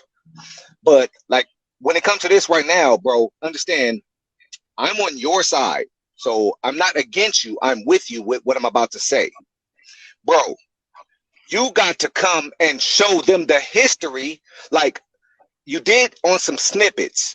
And you did say that, you know what, I really can't do the whole thing right now. But bro, if you really want to help when it comes to the whole entire arena, the whole entire community, you got to go get the information and let them know. I can understand your biases. I know I'm being long, but just hear me out. No, take your time. You gotta let them know what it was based off, bro. There's no reason that there's no reason that I have an understanding of that Egyptian history coming down from the 19th dynasty down to the 12th dynasty and can understand who the people are. Like, bro, listen, Jabari, when they mention Pharaoh, you are the one that should be in the position to tell them who the Pharaoh was. You are the one that should say, you should be letting them know that when they're dealing with their whole entire theology, their whole entire theology comes up out of Egypt. That I think that should stand in itself. Jabari, when they start talking about these pharaohs, you need to be letting them know which pharaoh. You do not let them know which one it was. I think that's where we're missing the point. When they start talking about their patriarchs, which were, and I hope that me and you would agree that those were Hyksos pharaohs. We understand that Egypt was ruling over Canaan, and that Canaan was just a vassal of Egypt. We understand the story of Joseph coming over back into the people that was a little bit above him, asking, hey, help us out during the famine. And then those pharaohs up there by name, which you should know, like I do, saying, okay, well, this is what we will do for you. You can come over here and work for us. We will take care of you. For them to come and turn around and change the whole narrative and bitch and complain and say they treated us wrong in their biblical writings, when that was not the case at all. And me and brothers like Jabari know that that's not the case at all, that they were treated bad or dogged out. They were just basically in indentured servitude under Joseph in some facets. Hey, I think that we can agree on that if we really go back into our work. Trey, you're forgetting that Jabari doesn't believe the Bible existed. Just let me finish. All right, everybody, let him go. Let him go. Go ahead. This is what I'm trying. This is what this. Hold on, guys. You guys got to let me finish. I understand that he doesn't believe it at all. But what I'm saying to him, he knows for a fact. Hold on, bro. You guys cannot do this. Let me finish saying what I'm saying. I'll be done in a minute. Nobody's talking, nigga. Jabari understands what happened with the pharaohs. Jabari understands what happened with them. There's a delay. That's all. There's a delay. Jabari understands Hyksos rulership. Jabari understands that.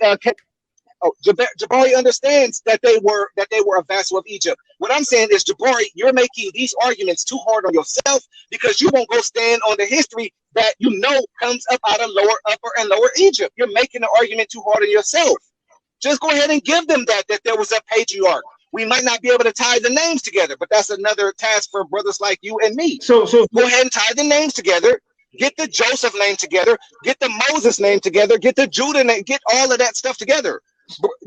Jabari, right? Bro, you know what to do with this situation instead of just saying, hold on. I'm not finished. I'm almost finished. Jabari, I'm speaking and working with Jabari. Just give them the real Egyptian history as it pertains to the dynasties from Egypt down all the way through. Jabari, you're making this whole thing way harder than it needs to be. Okay, now I'm done. Nobody was having that conversation with Jabari though, family. You late. Can I? Go ahead, you don't even know what he's talking about. The conversation wasn't even about that. Jabari know that. We were chopping up between Hotep and him. It had nothing to do with us. Why he just came in to ask Jabari two why questions. Why did they put a Bible in this? I don't get it. We were talking about Bible real deal, Jabari, Amar Hotep. All you comedics out there. The we was letting y'all school us. We ain't say nothing. We didn't say nothing. It still got thrown in there. Crazy, I'm telling you, man, y'all gotta stop drinking that yak on Monday, man. Stop drinking that yak, man. Can I respond? So what I'm telling Jabari, what I'm telling Jabari, what I'm telling Jabari is Abrahamic theology. Hold on, listen. Well, I'm not talking to y'all. I'm talking to Jabari. Hold on. I'm talking to Jabari. Listen, Jabari, when it comes to Abrahamic theology, stop saying the people. Okay, hold up, brother. Now, what? Stop saying what? No, we got to mute him. Okay, hold on. Let me respond. He took the conversation somewhere else. We're still talking about the gods, the Taurian papyrus. Right, we was letting y'all build. This is y'all floor. See, he used to be a Hebrew Israelite, everybody. Now, no conversation about the Bible, no conversation about Hebrews. This is supposed to be me and Jabari building. Right. We're not quite finished. From half an hour ago or 20 minutes ago, I haven't even got a chance to respond to what Jabari said. Let's get back to that, y'all. Thank you. Can we please let y'all brothers teach? We being students tonight. Go ahead, man. I gotta go get my nerd glasses. Hold up, everybody. This damn computer screen so low, guys, so strong. I gotta put the 3D glasses on. Oh my god! All right, go ahead, champ. Okay, wow. Okay, I'm gonna get back. Okay, so, brother Jabari, I'm just gonna ask a couple questions just to get some clarity, because if it's being taught that the king's list per se with the Neteru on it is only talking about cycles of time, there would have to be some type of scribe or somebody that says that and can explain that. Like when it said Set ruled for 200 years, that would have to be explained. And Maat ruled for 700 years, and then Tehuti ruled for 7,000. So, is there anybody that can explain what are these? If these are just cycles of time in the universe, what is it that's 200 years? When it says Heru ruled for 300 years, what does that mean? What do these numbers mean? Ooh, good question. I'd have to say to you that I don't know if we have a clear understanding of what they mean. And we should also understand that the Turin Papyrus is largely fragmentary. It's largely fragmentary. There, I mean, even in the image that you showed, it's in pieces. So I don't know if we know what those things mean. I think that we need to do additional research and try to come to a more powerful understanding. But I do believe that there are hints on the papyrus that might give us an understanding that they are trying to separate the Neteru from the living literal beings. And that's the reason why you see the Neteru in one column, and then we see another column that has people whose tombs we found, people whose artifacts we've found, people who other people have mentioned, people who are on other kings' lists, then they are on a separate piece. So we have to look at all of these pieces together in order to understand what happened. Okay, so I agree that there's a separation. I explain the separation is because those were the Neteru. I agree. Yeah, those are the Neteru, and so they were separated because those were supreme beings that were above the regular beings like Nama. So yes, there is a separation.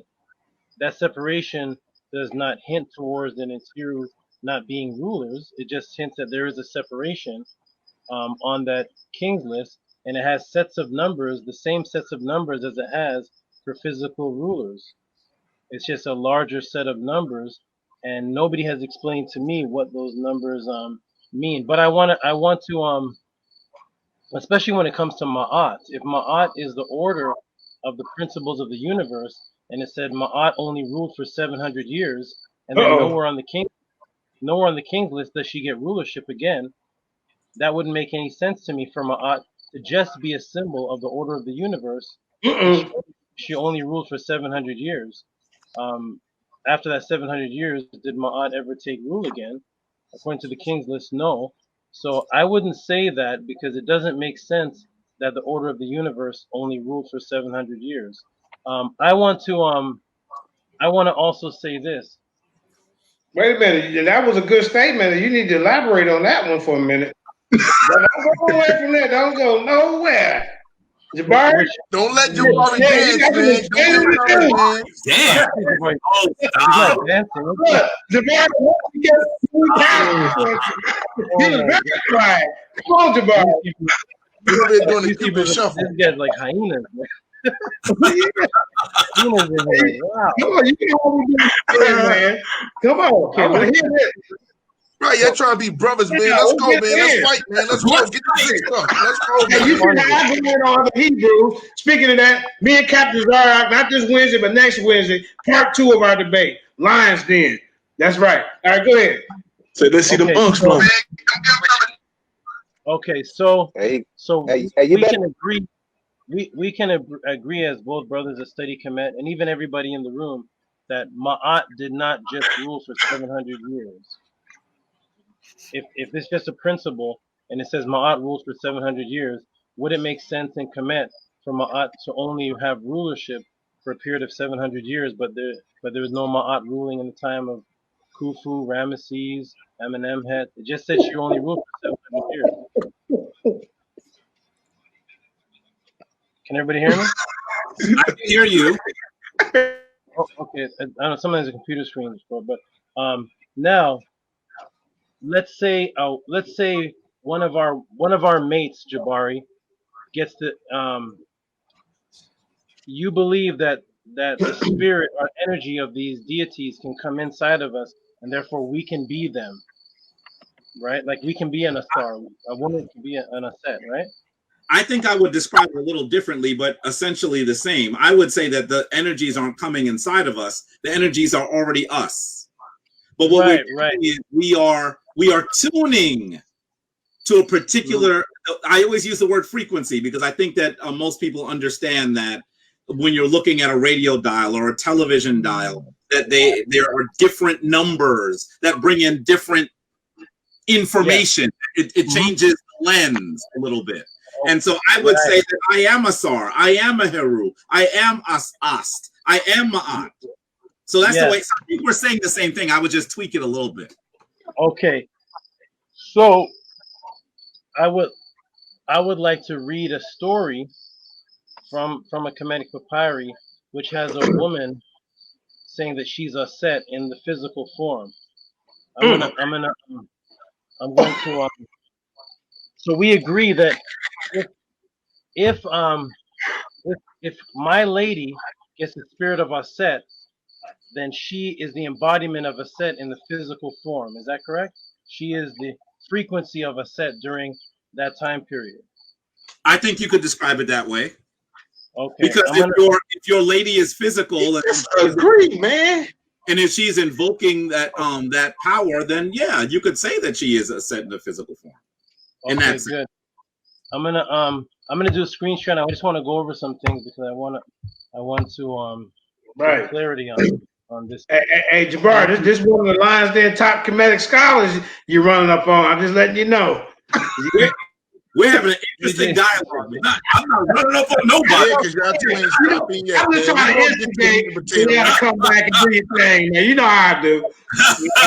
Brother Moon, before this discussion is over, y'all gonna have rolling in the dirt like this. We still used to Hebrews banging or us going against y'all. This is a treat to see two Kemetics just kind of going. Yeah, y'all not banging, but you know we want to see a little banging a little bit too. And then we got another brother joining. His name is Sepakwa. If you want to speak on something in a minute, you go ahead, turn your camera on, and you can get it in too. Okay, can everybody see my screen? Okay, yeah, he had it on. Okay. Let me get it. Let me see. Yeah, hold up. Your screen yet? Not yet. I got it. All right, let's get it. Okay. Can everybody see my screen? Yeah, zoom in a little bit, family. Okay, let me how about that? Oh, perfect. There you go. You good, right there. Okay. Yep. Okay, good. So this here says, so we've agreed if a woman is there can be physical women that can be in the embodiment. Can we start off with letting us know what you're reading from? Like, what book is this, just in case the audience want to know? Yes, absolutely. Yeah, good idea, Andrew. Andre. Yes. Okay, good. So this is the legend. Okay. I'm sorry. Go ahead. This is the legend of Ra and Aset, and it's the story. Well, I'm not gonna say what the story is, but this is the legend of Ra and Aset. It can be found in Legends of the Gods, and it's one of the many papyruses that were found. E.A. Wallace book. This one is yes. Okay. I got this book. Okay, good. Chapter of the Divine. So okay, first, so we've agreed that if there can be a physical woman who's in the flesh, and if she gets the manifestation frequency of Aset, then during that time period, she's Aset. It could be for 5 minutes or a month, but when she gets the frequency of Aset, she's now the embodiment of Aset. Is that right, Jabari? Yeah, I would describe it that way. Okay. This says the chapter of the divine or mighty God, which would be Neteru, who created himself, who made the heavens and the earth, and the breath of life and fire, and the gods and men and beasts of cattle and reptiles and fowls of the air and fish, who is the king of men and gods, who exists in the form of periods of 120 years, or as a single year, whose names by reason are the multitudes unknown, for even the Neteru do not know them. Behold, the goddess Isis lived in the form of a woman who had the knowledge of words of power. Her heart turned away in disgust from millions of men. She chose herself the millions of Neter, but esteemed more highly by the millions of spirits. It was not possible to become even as Ra was in the heavens or upon the earth. This mighty goddess, thus she meditated in her heart by the knowledge of the name of the holy God. And it says, quote, then it says, Ra entered the heavens. So this this right here is a story about a woman who says in the form of this is a woman, and she's meditating. Now this particular story, when it continues, it ends up being Aset and Heru, the Isis and Horus that people talk about as mythology. But the Kemetians are clearly saying this goddess lived in the form of a woman. So if the goddess is the Netert part, or say the frequency part, we at least know this part right here is a woman. In the form of a woman. There's many different forms and there's many different frequencies, but this one here is in the form of a woman, and this story is actually about Aset and Heru. And I'm going to read one more. Okay. One more thing. This is. Let me go here.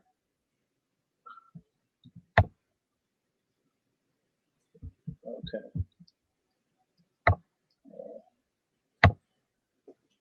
Okay, now this is Anubis or Anpu and his brother. There was two brothers, so the story goes having the same mother and the same father. Anubis was the name of the elder, Ptah was the name of the younger.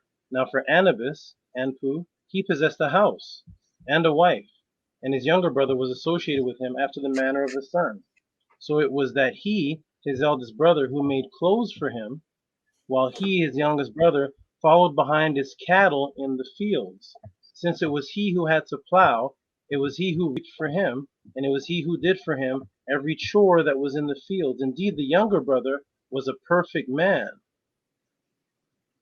There was none like him in the entire land, for the Neter's virility was in him. Can everybody see that? The gods are the frequencies that Jabari is talking about. In the last story, it was in a woman, and that woman was Aset, and this one is the god's virility is in him, but this is the brother of Anubis, the Neteru, who was being called a perfect man, and he was a plower, and he worked for his brother, and he had cattle, and he had a field, and he even called a woman a slut, and later on in the story. So if these are stories of the universe or some type of principles, then every sentence in the story would have to be broken down for me. I would need to know what every sentence means, because the Kemetians never said this was a myth. The Kemetians never said this is just a symbol of something. This is talking about a person who's a perfect man who had the virility of the Neteru in him, and he was a farmer, and he had fields, and he even called a woman a slut. You hear that, Jabari?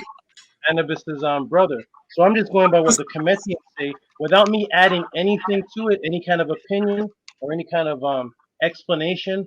Just by what I'm reading, the Kemetians are describing the gods as physical people that actually meditated. And I know that principles can't meditate. Principles are the things that we're supposed to meditate for. So a principle itself can't meditate. And can't be a farmer. So I just wanted to present that in the midst of all the other stuff that you guys. Now, Jabari, don't be doing no Bojangles dance now. No. If I might respond. Go ahead, Jabari. I think that what we have to do is we have to understand if someone is in the form of a woman, that means they're in the shape of a woman. Now let's get semantic now, because you have done something semantic now. And I want you to know that I saw what you did. That was pretty slick, brother. The form of a woman. We are talking about the shape of a woman.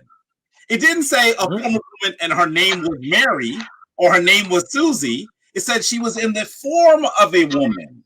And the image we see is in a form of a woman. Now, I want to say to you, by the way, I enjoyed this conversation. Amun Hotep and I, we needed to go to dinner and have this conversation and not have the other people making a Don't slick it off. Look, we want to hear everything. Look at this.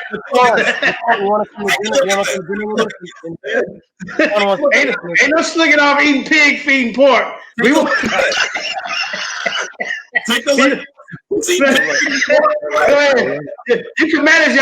Y'all eat them pork chops. But anyway, Smothered pork chop and gravy. Ain't no slicking off. We want to hear it all right here. Yo, Jabari, you know my yacht forbids you eat pork, man. What you say? You know my yacht tells you not to eat no damn pork chops, man. Come on. Listen, Kemetic practitioners don't eat They meat. was eating them frogs on that plate. I haven't eaten in like 25 years, so I don't need to Everybody, All right, go get back to the top here, something. everybody, Yeah, we clear. back in 1 minute. 1 minute, please. Excuse me for a moment, please. Okay, go ahead. I'm sorry. I'm gonna stop sharing. Go ahead. Oh wait, maybe he walked away for a minute. Yeah, he had to step away for a second, Jabari. He said, go ahead. Hey, can I finish my point while he on break now? As long as you stay on the topic, brother. I mean, where you going with it? Come on, brother. I was trying to ask him about, he made mention earlier that somebody in their organization of gods was the king of kings, right? So that's what he said. And so my point was, if I can pull up history where the high priest of On of Egypt, Pententrophes, he bowed down before a Hebrew, and you just agree with the other guy, the champ, that if the spirit of that guy was in that person or on that frequency, then that's like that being that guy.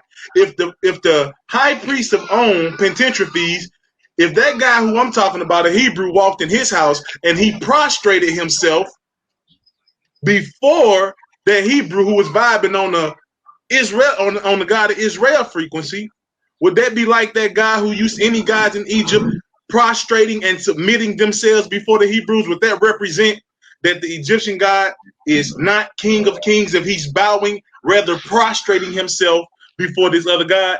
I want to say this to you, brother. I think you are reading the biblical narrative. And this ain't the Bible. Listen, hold on. You're expecting me to agree that that is a historical story. You said if I could find a history right off the bat in the first few sentences of what you said. Because I got it right here. I'm ready to read it to you. Brother, I want you to know that. Hold on. Brother, just calm down, man. This is a real debate. So I'm just kind of I'm waiting to hear it. All right, come on, brother. You're talking about a story as if it is a literal historical story. I'm going to tell you that people who have studied this for their entire lives, who read the original languages, who have PhDs in biblical studies, do not agree with you. They now say that that is not a historical story. And let me go further. You are asking me to agree with a story about Kemet that did not exist during the time that Kemet existed, that was not written by a Kemetic author, and that biblical historians now say is not a historical story. Okay, we got Maat Hotel Rock back on. Rob, I was trying to warn you, brother. He don't believe in the Bible, period. So you ain't gonna go nowhere with that. Yeah, keep the Bible up out of it today. This ain't the Bible though, but that's why I was asking. That's all. That's why I was asking. Go ahead, brother. Go ahead. Bring the Bible in. Go ahead. Go ahead. What is it, brother? My question was, what are you reading from? It don't matter. He said keep it out. He just said keep it out. We both. Where are you reading from, though? This is right here, the story of Joseph and Asenath, when she declares that all the Egyptian gods are the children of the devil and that they all idols. What text are you reading from? I just told you. The story of Joseph and Asenath. And where is that story from? Where's the story from? It's from the history of Joseph and Asenath. That's their history. How do you insert the word history? You are reading a book that comes from. You got to either say Torah or Bible, brother. I'm sorry. This is a pseudepigrapha, an extra biblical source. That's what you're asking. It's not the Bible. Hey, man, we ain't trying to do the Bible today. To understand, even though it is pseudo-epigraphical, you must understand that when we say biblical narrative, we are referring to the narratives that come from the Bible and the Torah. Right. So you are reading from a biblical narrative. And we do the Bible so much, man. We want to hear. We want to keep the Bible out today. Let's go. They try to beat the Bible. I just said until he come back, so he's back. So all right, bro. Just let him know. You don't believe the Bible. I see that now. Can I see show that now? Yo, bro, come on. You I would dare, brother. I love you as a brother. You're on the team, but listen. Let's let these comedic brothers do their thing. That's all I'm asking. We don't have to throw the Bible every time we have a bill. We get enough of that from Garfield, and they bang on the Bible every day. Let's let these brothers do the comedic thing today, bro. That's all I'm asking. Can you pull that text back up, Jabari? Can I respond to Amun Hotep Ra, please? Can I respond? Yeah, that's what I wanted to do. I want to respond to what he said. Two things. Virtually, and I'm sharing my screen. Can you share my screen for a second? Okay, hold on. Let me see what we got going here. Okay, yeah, hold up. I'm new with all this. Hold up. All right. Wait a minute. I'm sorry. Okay. You sharing it again? Wait, I'm going to show you two different things. Right. While Jabari's doing that, Rob, you got to watch one of his videos when he went against Cesario, brother. You'll see what Jabari stands with us. Okay, so let's take a look at this image. This one image. You are seeing an image of the lady that would should probably either be called Ast or Osset. Mm-hmm. The Greeks then changed her name to Isis. Not going to use the name Isis. Okay, but I want you to notice that on her head is the sun. There's a sun and cow horns. Does anyone know what the temperature of the sun is?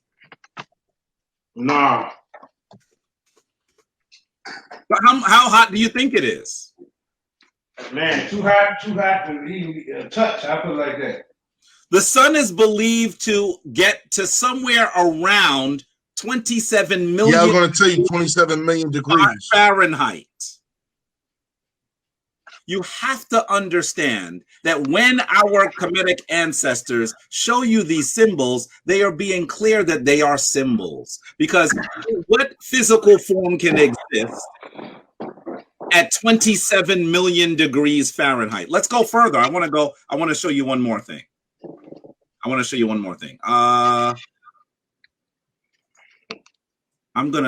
you.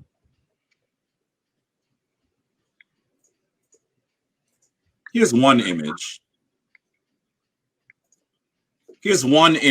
That could be considered Ast or Isis.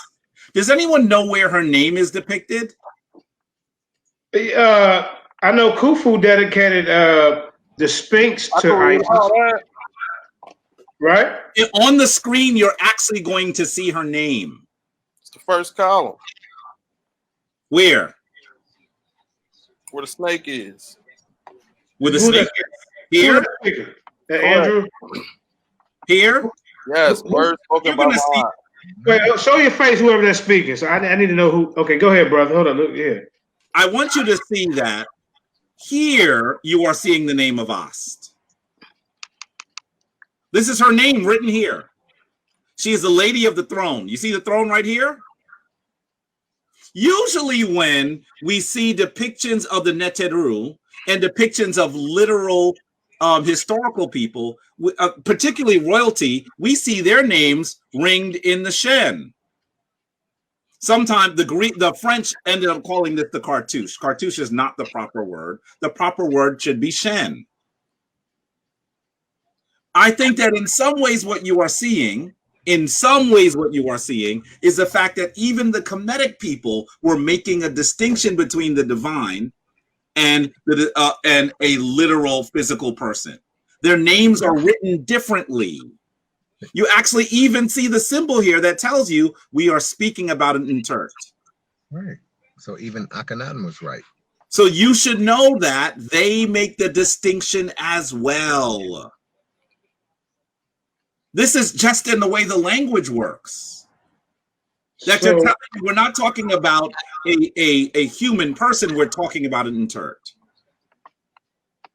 All right. So there are many times that we see that our ancestors, our Kemetic ancestors, make a distinction between living historical people and the Neteru. So when we try to say the Neteru were literal historical people, I think that what happens is we get a little confused. And I know that some of you are saying, I haven't heard Jabari cite one papyrus. I actually cited several papyri. I don't always use the words. I talked to you about the judgment scene of what's the brother's name now? Hunefer. And so not of Namer, no, of Hunefer. That is from his Reyu Pert Emheru, Reyu Pert Emheru Ger. That's a papyrus. So I did not call a papyrus, but I'm showing you a papyrus. I'm showing you this is actually a wall. I didn't write this. This is literally on the wall. If I show you a statue, a temple wall, and read from a papyrus, then you should know that I'm talking about things that exist. Those aren't just my opinions. We are all interpreting things that we are seeing. We're all interpreting things that we are seeing. And so that is what we are doing. Now, if you'd like me, I can also, if you'd like for me to read from a text, I can also read from what is generally called the Memphite theology. Sometimes called the Shabaka stone. And when brother, I'm sorry. Oh, someone said something. Oh, I'm sorry. Yeah, I said my brother. You're about to go into something else. I was about to actually add to the same piece that was being described here, if you'd like me to. Because the brother in the chat said, I haven't seen Jabari Menford's read from Kemetic literature. This is not my opinion. I'm showing you things. Now, I'm giving you opinion, but I'm showing you how my opinion is supported. That's what Brother Haki just said. So if you'd like to see how my opinion is supported, I can show you that. Okay, I can tell you where all the images are. I can tell you where all of the statues are from. I can tell you where all of the piece that I read from Hunefer when I showed you his name. Those are papyri. If you don't know that what you were looking at was a papyri, that is on you, brother. Ask me the question and I'll explain. Okay. I don't want to get distracted from the people, the people in the chat that are typing to us. Yes. May distract the thing that I actually presented. I presented specific things, and the specific things that, although I respect what you're saying, I agree. Actually, there's no way that the sun is on top of a woman's head. I totally agree with that. That is symbolism. I totally agree with that. I want the exact thing that I presented to be addressed, the exact story. I presented two specific stories where it says that Amphu's brother was a perfect man and the virility of the Neteru were in him. I just want that. I don't want to go into that. I just want to go into that. Hey, can I say something? I want y'all to get back to the part about what you said earlier. You know, about Maat's ruling. Yeah. That part. What? Okay. I'm sorry. Say again. The Taurian papyri says that Maat ruled for 700 years. And can you pull that up, bro? You want me to share a screen again? I could do that. Yeah, if you don't mind. Okay. I'm gonna share. How you pronounce your name, new brother? Sen what? I don't mess it up. Satepara. You're a Kemetic yourself? I'm an American, just like you. No. I'm talking about your spiritual belief. I ain't spiritual. So do you study different? Okay. Let me introduce myself. Yeah, go ahead, brother. Hold up, man. My name is Satepara. I do speak the language. Or sorry, I do read the language. So you can put up text. I can read it. I'm part of two groups.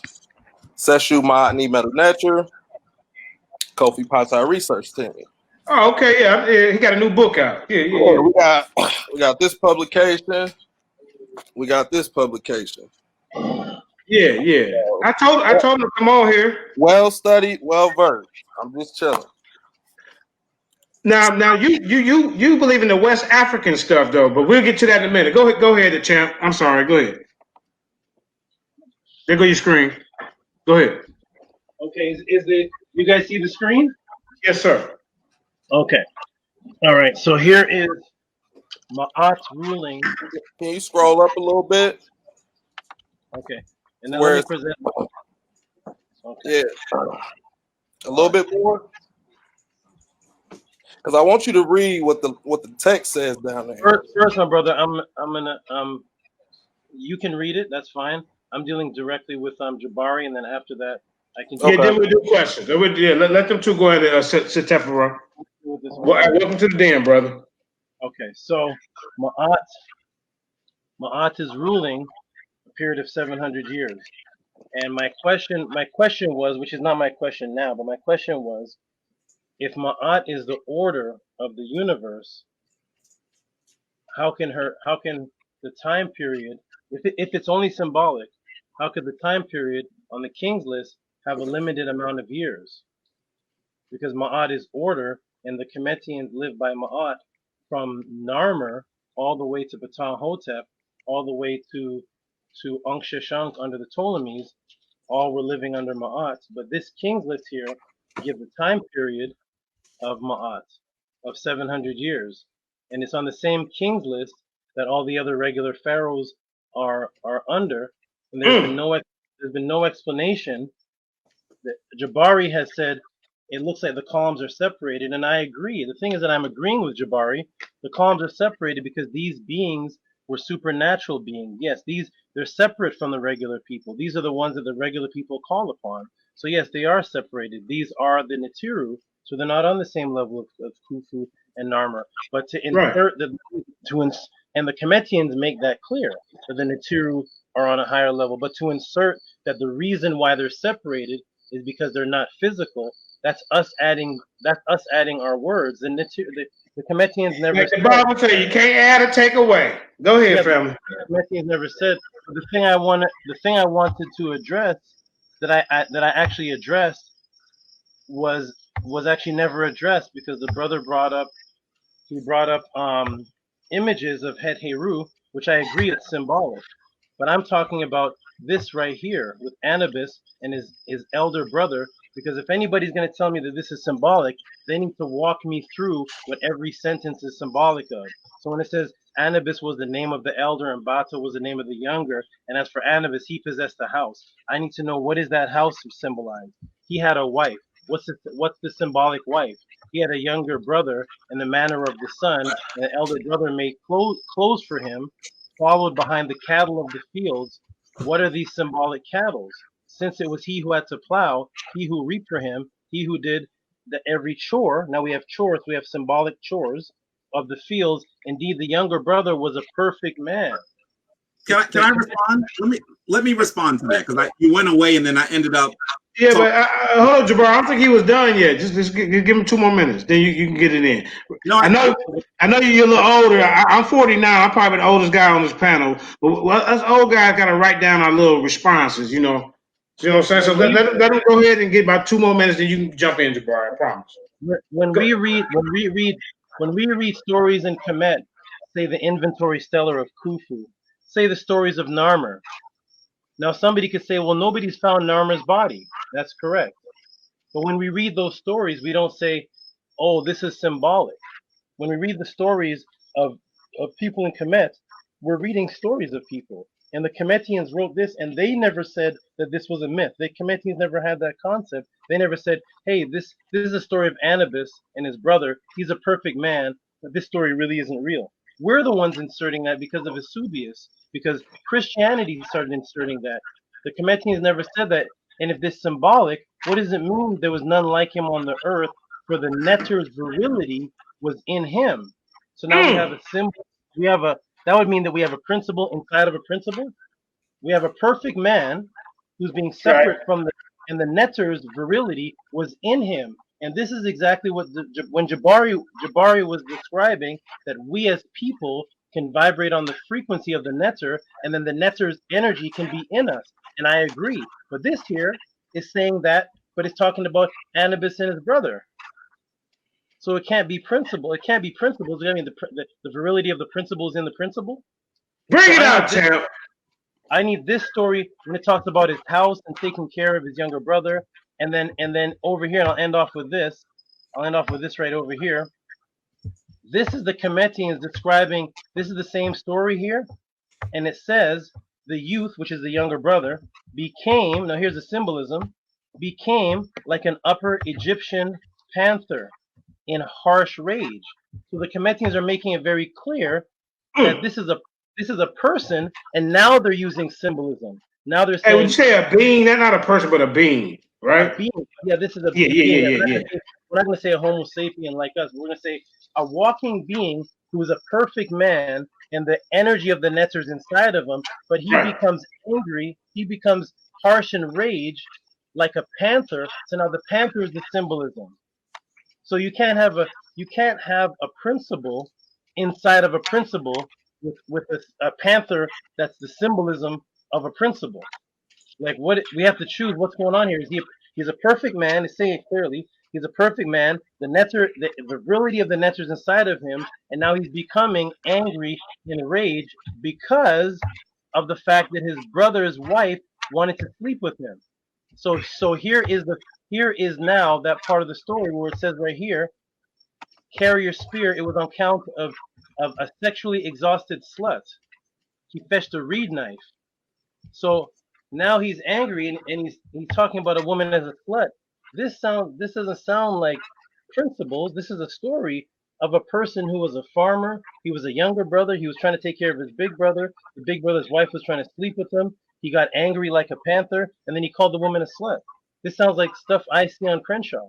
So if anybody's saying this is symbolism, they need to walk me through sentence by sentence and tell me what each of these sentences symbolize, and where do the Cometians say that a perfect man is symbolism, and virility of God inside of a perfect man is a symbolism, and none of this story is actually real. I don't see the Cometians saying that. First of all, if I can respond. Yeah, you got the flow, bro. I gotta say to you that when you say none of the story is actually real, once again, sometimes what happens is we actually are in other traditions, but we carry the thinking from another tradition with us. The Abrahamic traditions are rendered as literal. And some of the things are allegories, Jabari. Wait a minute. Who's talking right now? I'm sorry. Right. Go ahead, brother. Okay. And one of the challenges that we have sometimes, even when we read the Kemetic traditions, is we then find ourselves reading them with the same lens that we have used in the other traditions that we are familiar with. And I want to challenge you, brother, that what you may be doing is you may be taking the same literalism in the way that the Abrahamic traditions are rendered, and you may be looking at it the same way here. Because I'm going to tell you, as someone who has a master's of divinity, as someone who has studied the mythological systems, not just of Kemet, but from all over the world and all over Africa, all over the world, that all mythological stories talk about divine forces doing things that sound like they are human. Every single last one. Every single, you could talk about Zeus. You could talk about Anansi the spider. You could talk about Attis. Any of these stories that are mythological describe these principles as doing things that are similar to human beings. The question you must ask is why? And that's because they are trying to give us a better understanding of how we should behave as human beings. Mythological stories are trying to instruct us on how we should understand the world and behave in the world. So of course they're going to describe even divine forces as living in similar forms as human beings, because that's the way we'll draw our inspiration. There isn't a myth in the world that does that. You can read the story of Ganesh, an anthropomorphized elephant, and you're going to see something else occurring, something similar occurring. You can look at the story of Krishna, and you're going to see the same thing occurring. The standard that you're using for the Kemetic story, in that regard, then every single mythological story on the planet would have to be a literal story. Every single one on the planet would have to be a literal story. And so then that would mean that you would believe that Moses actually parted the Red Sea. Because if that's the standard you're using, that well, it says Moses actually had families and he was reading. So how could it be mythology? That is exactly what mythology is. That is exactly what mythology is. So yeah, we got to leave Moses up out of this. No. Wait, hold on. Hey, y'all gonna leave Moses alone right now. I don't know what's going on. Listen to me. I'm not saying anything negative about Moses when I say that. I mean no disrespect to the story of Moses. But what I am saying to a Kemetic brother is that I am sure that he does not view the story as Moses as a literal story. But Moses had brothers and sisters and wives and lived and died. So obviously there's a literal person they're describing. Every single story is like that. Let me read to you from the Shabaka stone for a second, where you see where you actually see how these Neteru should be described. Now, for those of you who are not familiar with the Shabaka stone. Can I say one thing before you go to the Shabaka stone? Yes, what do you want to say? I just want to say one thing. Neter translates as the language of the gods, or from the gods say divine speech. So you're basically saying that you're still on this point where you're saying that no, this is just principles. The other brother is showing you the thing. Now listen, you all have to listen carefully. Because I have never said this is not real. I didn't say that. That is what you are saying. And if I was a little bit, maybe if I had been drinking or I hadn't gotten enough sleep, I would understand what you're doing is you are trying to slip in your definition and saying that's what you said. I never said that. I'm gonna let you breathe this time, Jabari. We got some fun unfinished business anyway. I'm gonna go ahead and fall back for a little bit. Go ahead. JJ, myth and symbol and energy in many ways is more real than something that is physical. Because something that is physical has a beginning and an end. Energy has no beginning and end. Energy is more real than physics. I think that's the challenge that we have. Let's go further. Let's go further.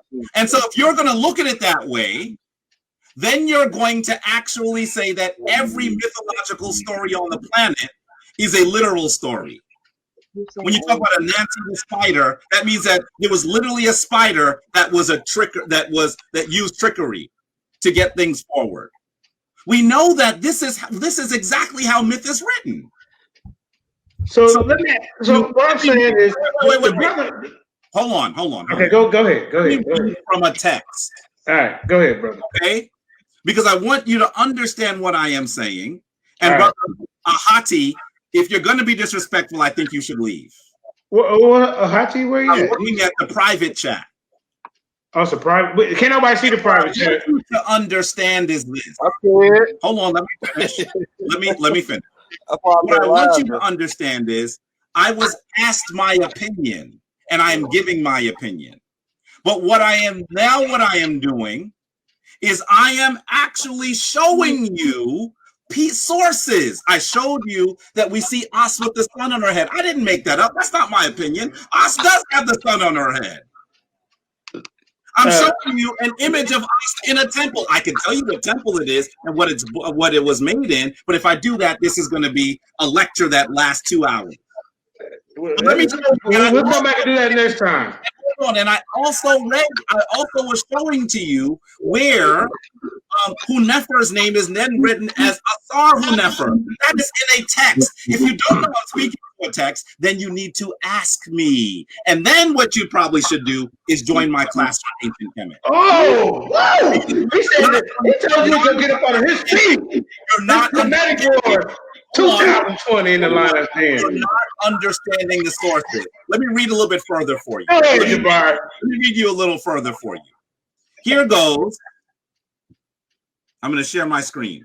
Constantine Tehuti, he gonna share the screen. But hey, we seeing it kind of both ways, brother. You might say I'm saying this kind of brother. Let me finish. Go ahead. Let me finish. Go ahead. Get your groove on, brother. Let me finish. Let me remove this. Hold on. Let me finish. Yeah, you got it. Hold on. Okay.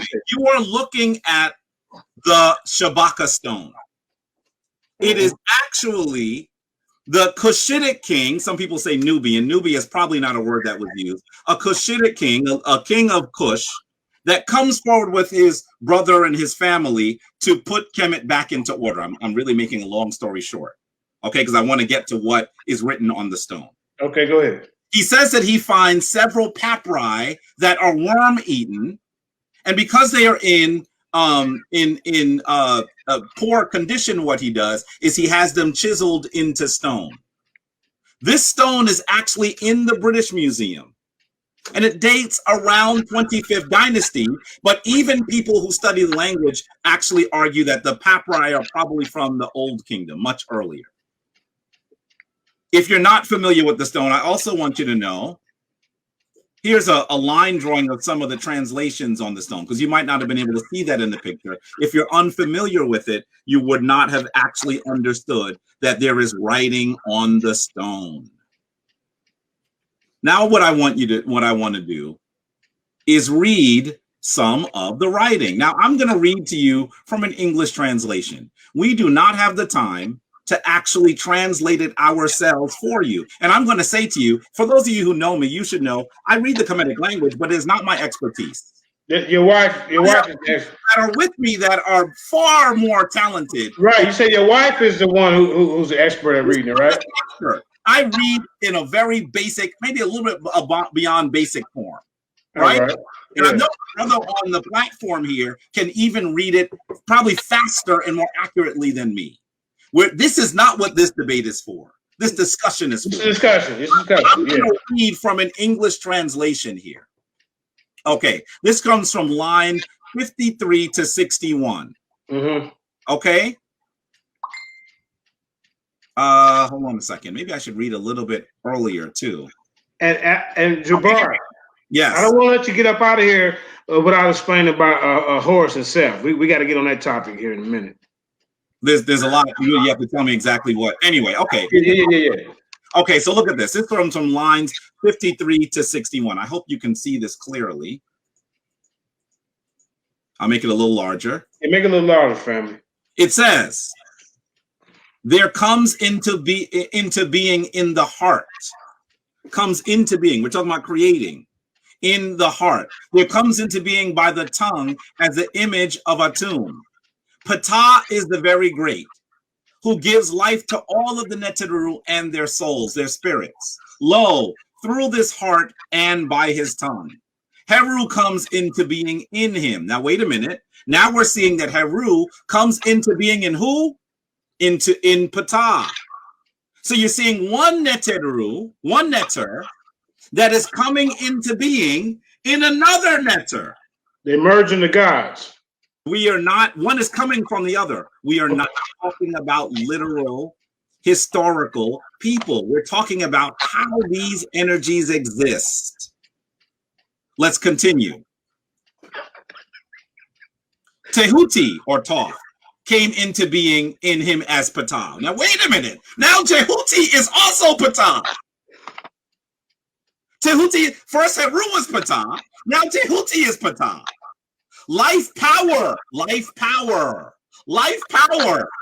came into being in the heart and by the tongue and in all the limbs, in accordance with the teaching that the heart is in all bodies, and it, the tongue, is in the mouth of all of the Neteru, all men, all flocks, all creeping things, and whatever lives, thinking whatever the heart wishes and commanding whatever the tongue does.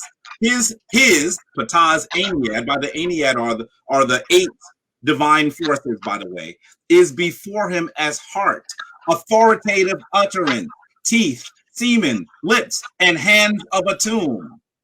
This Ennead of Suman, of Aten, came into being through his semen, through his fingers. Surely this Ennead of Ptah is the teeth and the lips in the mouth, proclaiming the names of all things, from which Shu and Tefnut came forth as him. This is telling you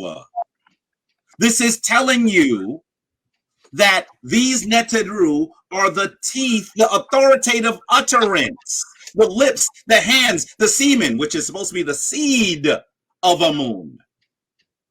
So what they are saying to, what they're explaining to you is the Neteru, first of all, are one entity, but they are the things that do the work in the physical world. That is what the Shabaka stone tells us. That is what it tells us.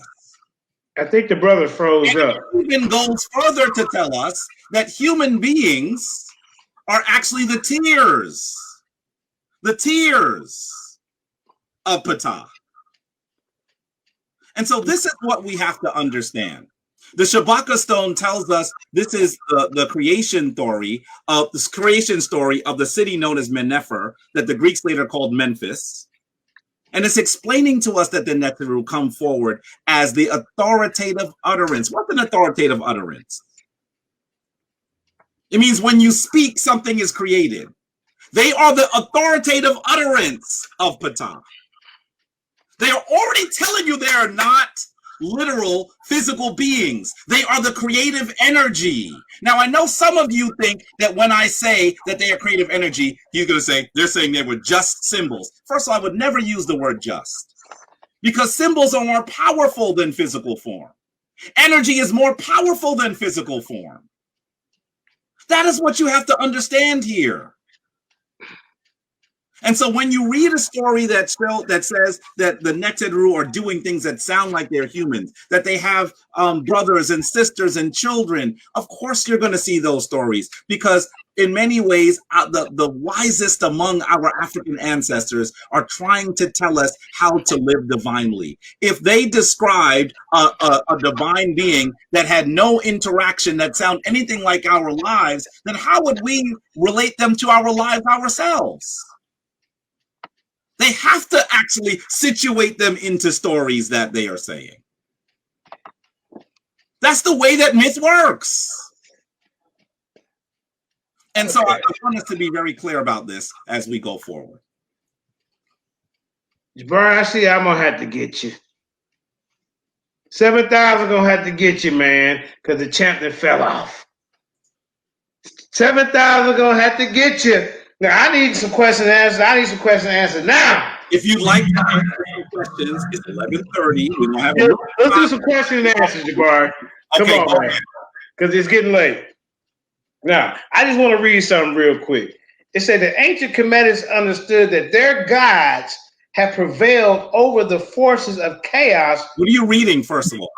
These are some of my notes now. Let me get my notes out, man. You know, 7,000 write his notes down with the references and stuff with it, you know. Because the computer stuff don't always work out for me. Sometimes it can blank out on you. You can fall off the air. But okay. All right. I just want to get into, you know what, first let me ask you something. Go ahead. See, do you believe, let's just skip my part right here. What about Heka and magic? Is Heka a god? Oh, Heka. Heka. Is Heka a god or just a principle as well?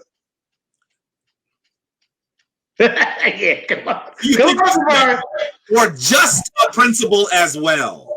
You are only limiting what you are saying. I would never say that Heka is just a principle. Principles are more powerful than human beings. Energy is more powerful than human beings.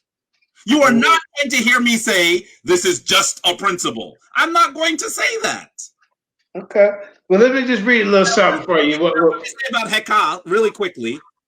A lot of times we personify things that are very powerful. Just like there's in the harbor, not too far from here, there's a personified lady that is a lady. That's your liberty. You always use that example. Go ahead. That's the best one for me to use. I know. Come on. See, me, yeah, go ahead. She is personified as liberty. Now, someone not understanding what they're seeing can say, well, why, if she's personified and she's just a symbol, then why did they show a lady? She must be a real lady. That is what you're trying, that's what people say. But I want you to remove the literalism that the European put in the mind of the African.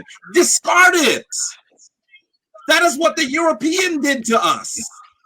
We are not literal people. All right. Hey, Jabari, the champ is back. He back. You got anything to say? Because Jabari been dropping some stuff, champ. You gonna have to come on with it. Okay, yeah. Yeah. Can you guys hear me? Yeah, go ahead. I can hear you. Okay. The hotspot got cut off. Okay. Right. Yeah. 7,000 had to come and be the wingman for a minute, but you back. Go ahead. Okay. Go ahead. Okay. So, once again, my good brother, that story that you read in the Shabaka stone, I agree. That's symbolism. That's the thing about me, is that the creation story, the Shabaka stone, the words that are used for the Neteru can be used for symbolism because the words have meaning. So yes, absolutely, that's symbolism. That's not addressing the story that I brought up. But brother, I mean, you give something that you'd like to read to prove your point. Did you expect me not to bring something that I would use to prove my point? You're saying ignore what you used to prove your point. Let's go on what I used to prove my point. I'm showing you one second. Bible believers, there's a part in the Old Testament that talks about Abraham and his two sons being allegory. Then there's a real Abraham. Yes, there's situations where there's symbolism being used. I agree. I am discussing the story that I brought up. Your story is symbolic. I agree. I totally agree. I'm talking about what did I bring up when it talked about this perfect man and this farmer. What is that? Who said that story is not real? When did the Cometians ever say that wasn't real? We're adding our opinions. The Cometians would say that story is real. It's just not literal. See, that's where you confuse me, Jabari, with the real and literal. When did the Cometians? Okay, wait, hold on a second. What is the opposite of real? Unreal? Fake? Most people would say fake. Yeah, could be. Most people would say fake. Yeah. But the dichotomy that you are creating is one that does not exist in the African mindset. Of course, they didn't say that story was not real. Of course, they didn't say that story was fake. But what they would say, listen, in African societies from the beginning to even now, people tell stories that help us understand how to live, and those stories are these supernatural beings that are living in what seems to be. All right, Jabari, let him get it in for a couple minutes. Hold on. Okay, so first of all, go ahead. In debates, that's called ad numerum. That's ad numerum. It doesn't matter how many people do one thing. That doesn't justify the thing that I'm talking about. That's ad numerum. That's just saying, well, there's 85% of the world is Christian. I don't care about that.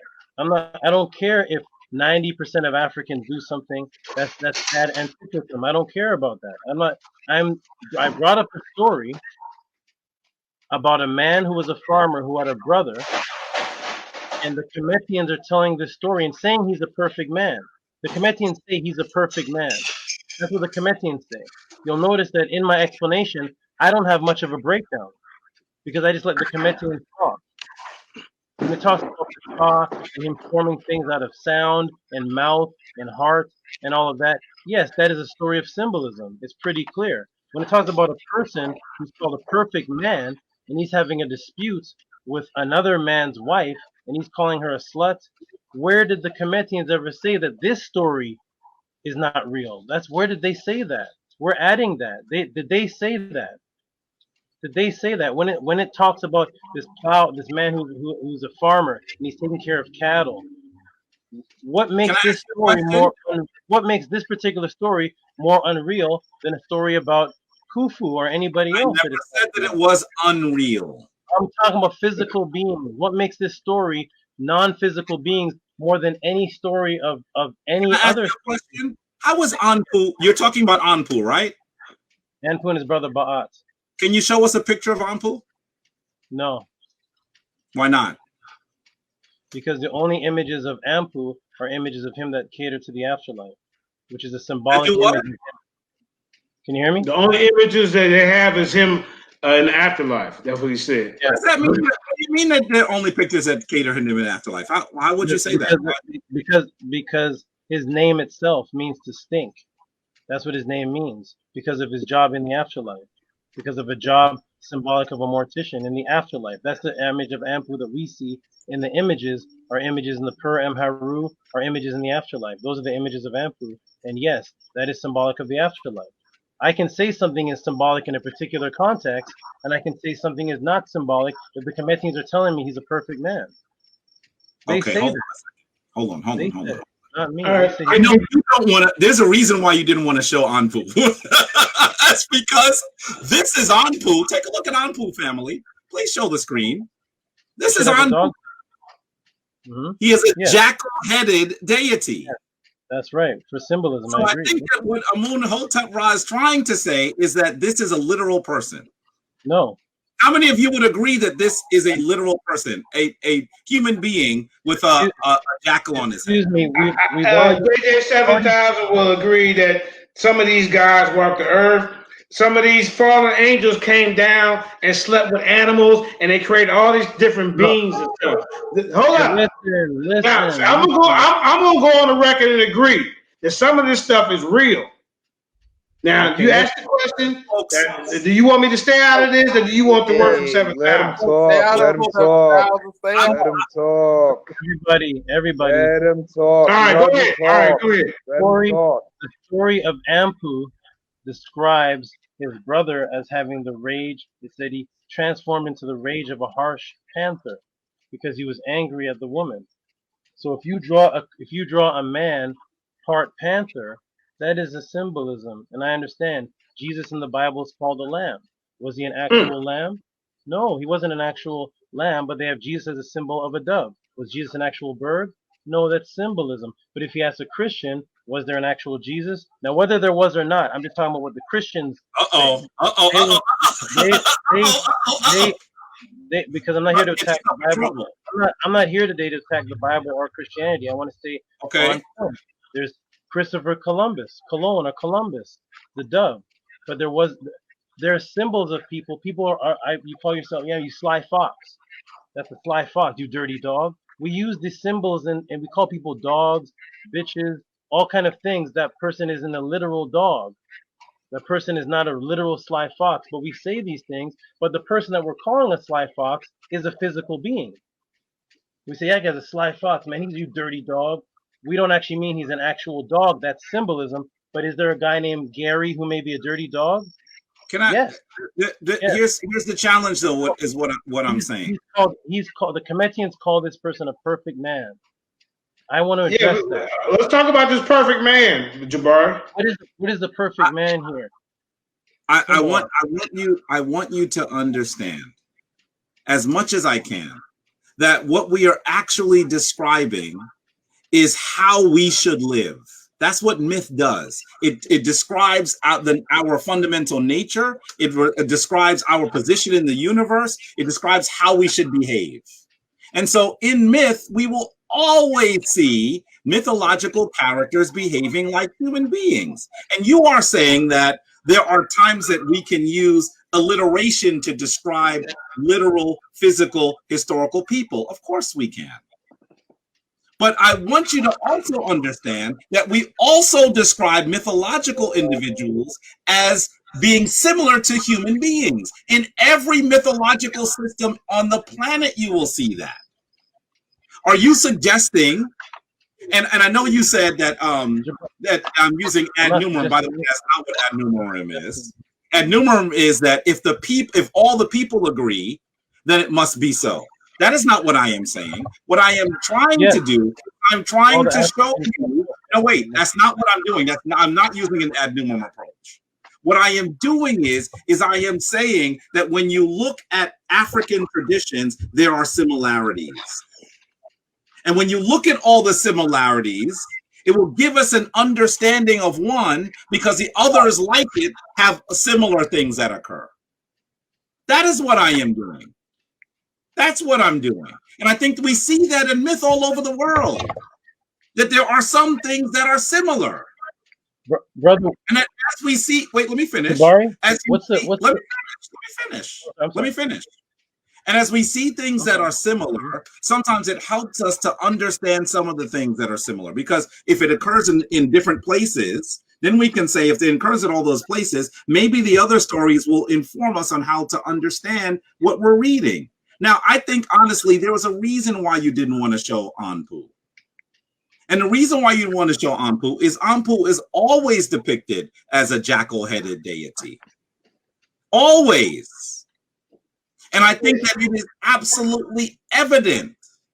This is a prima facie case. But Jabari, you can't get around the Maat question about the 700 years. Somebody gonna let me finish.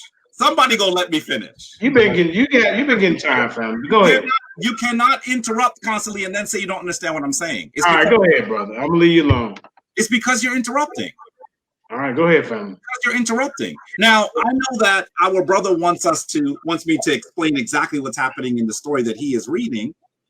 But that if you're going to do that, then I want you to, you're saying that, okay, the one that I'm describing is clearly myth, but this one doesn't sound as much like myth. You're going to see that in myth sometimes. When people draw stories that inspire people, they are going to situate them amongst things that are familiar. In fact, in some ways, you can even say that comic book stories are the new myth. I often say that there's a story about a teenager who's growing up in Queens. In fact, they actually say what section of Queens he grows up in. He goes to high school, he does all these things, and he has these powers. He's similar to a spider.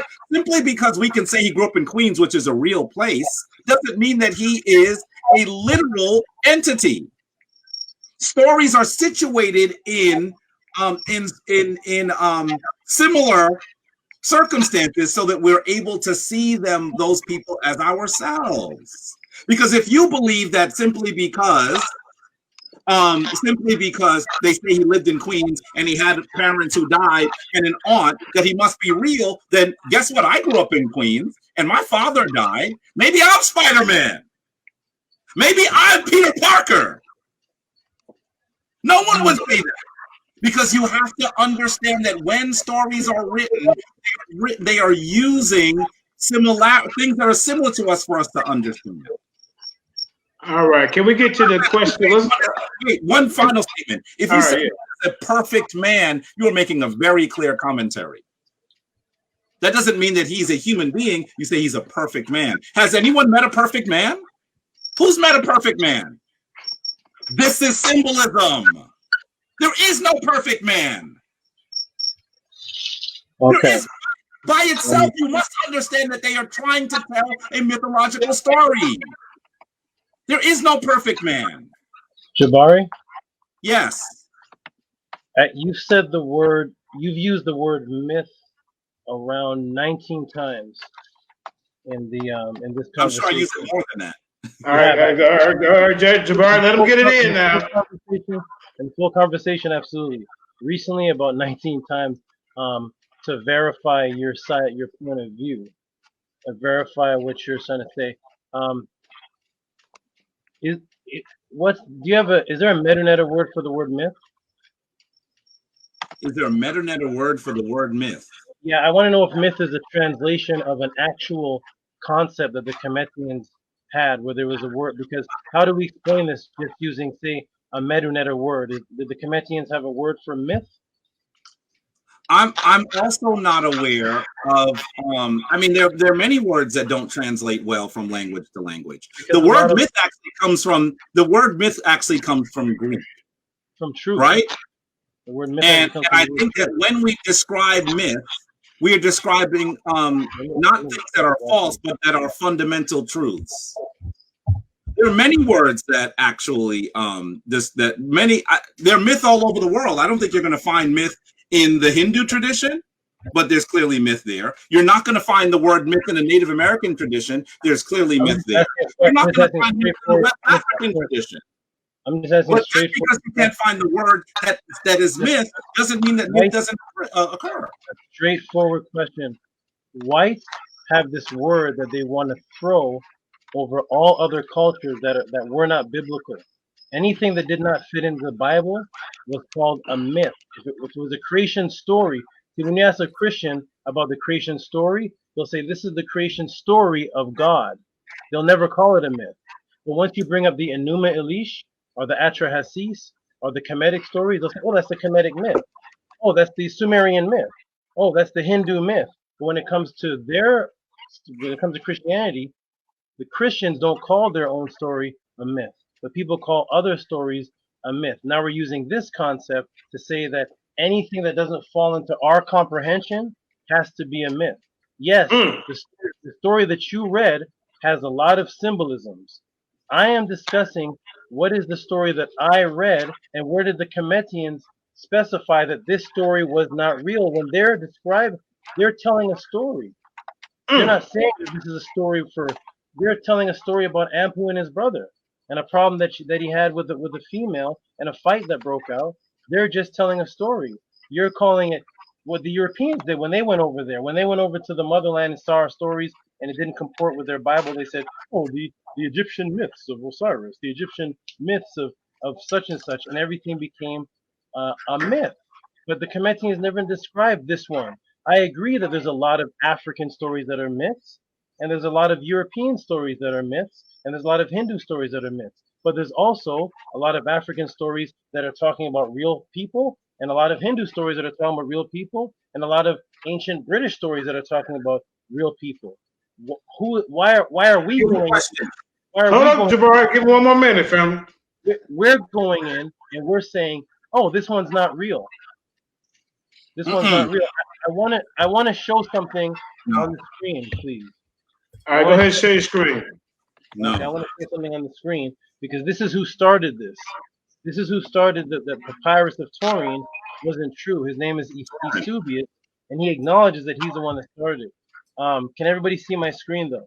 Not yet, family.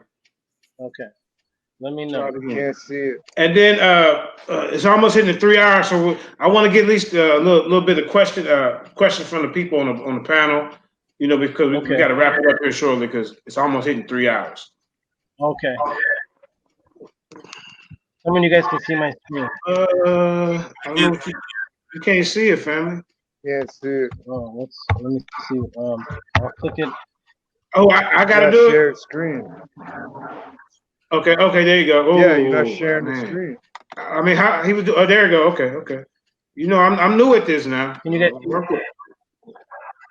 guys see my screen now? Yeah, there you go. I'm new at this. Yeah. Okay, this is, everybody can look up the letters of Eusebius. This is called the Chronicles of Eusebius. The Chronicles of Eusebius, his Egyptian chronicle of how the Kemetians describe their gods. Eusebius is a historian, but Eusebius is also the advisor of Constantine while they were choosing the canonized books of the Bible. This is Eusebius. Now Eusebius says, and this is on line 44. It says, from the Egyptian records of Manetho, who wrote 3 volumes of work of the gods, demigods, mortal kings who ruled over the Egyptians to the time of the Persian king Darius. And Eusebius says right here, the first beginning among the Egyptians was Hephaestus, that's Ptah, who discovered fire for them. He succeeded by the sun, which is Ra, succeeded by, and they have these Greek words, then by Kronos, then followed by Osiris. He's actually giving the Taurine papyrus and what the Kemetians, he knows the Kemetians are saying. Then Osiris, then Horus, who is the son of Osiris and Isis. These entities were the first rulers of the Egyptians. Whoops, hold on. These entities were the first rulers of the Egyptians. After them, one ruler succeeded the next time of Bidis for the time period of 13,900 years. That was what was read on the Taurine papyrus. Thus calculated. Now here's where he adds this. Thus was calculated as lunar years of 30 days for what we know call a month. What was a year in those days? Here is Eusebius now seeing that the Kemetians describe their Neteru as ruling for thousands of years, and he says, "Oh, the Kemetians 30 years. These are days. What we call a month in those days, after which by the gods race descended from the gods' rule of 1255 years, and the other kings for this amount of time, and it goes on, and it goes on, ruled for 350 years, and it keeps on going on. The Egyptians calculate 24,900 lunar years, 2,206 solar years to the rule of the gods, demigods, the spirits. Compare this to the calculations of similar Hebrew chronology, and you will get the same figure. Eusebius is the one that came across the Taurine papyrus and the Palermo stone, and he is the one that thought that this chronology of the gods' rules predates the Bible, predates the rule of Adam. So what he did is he turned the years into months to try to fit it in, and he said if you do that, the calculations of the Hebrew chronology, you'll get the same figure amongst the Hebrews. It's called Mitzrayim. Eusebius was the one that was trying to turn the gods. The Cometians are saying these were our gods, these were our rulers, and here comes the advisor of Constantine, and he's the one that did this. And now the white man creates this word myth and then shrouds every story that any ancient culture tries to tell that doesn't fit with Eusebius' story of the Bible's chronology of Adam, and says, oh, the Chinese myth, oh, this myth. Who was to say that the Chinese weren't telling the real story of their creation from their story? Or the Sumerians weren't telling the creation from how they saw it? Why is everybody's story a myth? I don't call it the people's story a myth. The Cometians are clearly talking about these deities as physical beings, and as Jabari said, is also talking about them as symbolisms. I'm acknowledging that both exist. Jabari saying it's only symbolism, but here we have Isis in the form of a woman, and she's meditating, and she's getting angry, and she's trying to save her son, and we're saying, oh, that story is not real. We're saying that. The Cometians never said the story is not real. The Cometians clearly said Isis in the form of a woman, and Jabari said when a woman takes on the frequency of Isis, she can become Isis in that form of that woman. Well, the Cometians agree. Now when I point out that this is actually talking about a woman, now all of a sudden it's a myth. I really need to respond to what you said, because. And then after that, can we get to the question part? No, you can't just say respond and then not.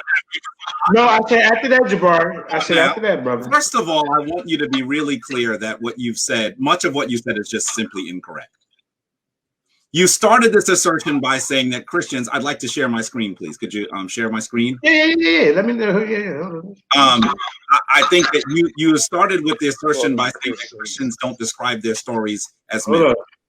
And I don't know how you've done a census of 4 billion people on the planet, but let's just talk about the scholars. This is from Biblical Archaeological Society. Should creation stories in Genesis? Should we take creation stories in Genesis literally? Biblical scholar Shwana Delansky, in her Biblical Views column, The Multiple Truths of Myths. This is the name of the title, is The Multiple Truths in Myths. So right off the bat, she is calling these stories myth. So to say that Christians don't call their stories myth, I'm not sure where you come up with that assertion. Number two, you also said at one point, we are saying that they weren't real people, and how do we know they weren't real people? Well, first of all, I think you have to do a logical analysis here. If we are to say that the Neteru ruled from a particular period to another period, we also know that kings and queens rule until what? Their death. And so you are saying that if Maat ruled for 700 years, that Maat is dead. But you are a practitioner of Maat.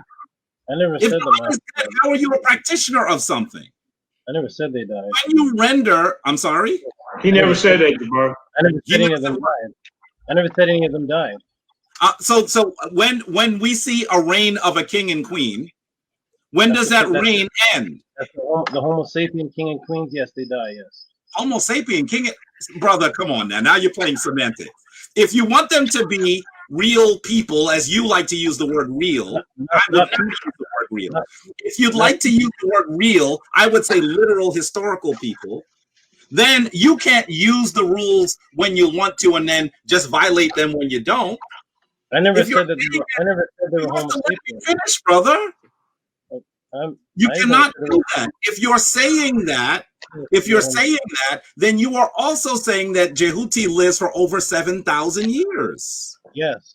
And then at the end of the time that they rule, we know that if we look at the king's list, when the king stops ruling, it's because they died. That is the rule of the king's list. Kings rule until they die. That is how it works. I know you know this. So that you are in fact saying if Tehuti ruled for 770 some odd years, I think the exact number was 7,746 years, that you are saying that at the end of that time, Tehuti dies. And then another person comes into it. That is what a king's list is. That's what a king's list is. That's what you're saying. Are you? Hey, let him get back in, Jabari. We ever go back and forth for a minute? I'm in the middle of what I'm saying. You got 3 minutes. You got 3 minutes, then the brother get back in. Wait a minute. He just went on to an extended exposition. It wasn't that long, but go ahead, brother. And we let him go into an extended exposition. All right, go ahead, brother. Now, when he's interrupting me, you say, let him get back in. Okay, I'm trying to be fair. You got 5 minutes. Go ahead, brother. What I'm saying is that you're not being fair if you do that. You have to let him finish. You got 5 minutes. Go ahead. Let's go. I'm not going to need 5 minutes. By the way, up to 5 minutes. He also suggested that Eusebius had access to the Palermo stone and to the Turin papyrus. We have it is not believed by historians that Eusebius had access to either of those documents. What he had access to is likely the history of Manetho, that the Greeks called Egyptiaca. That's where he gets this from. So there are a lot of things that you've put together that are just factually incorrect.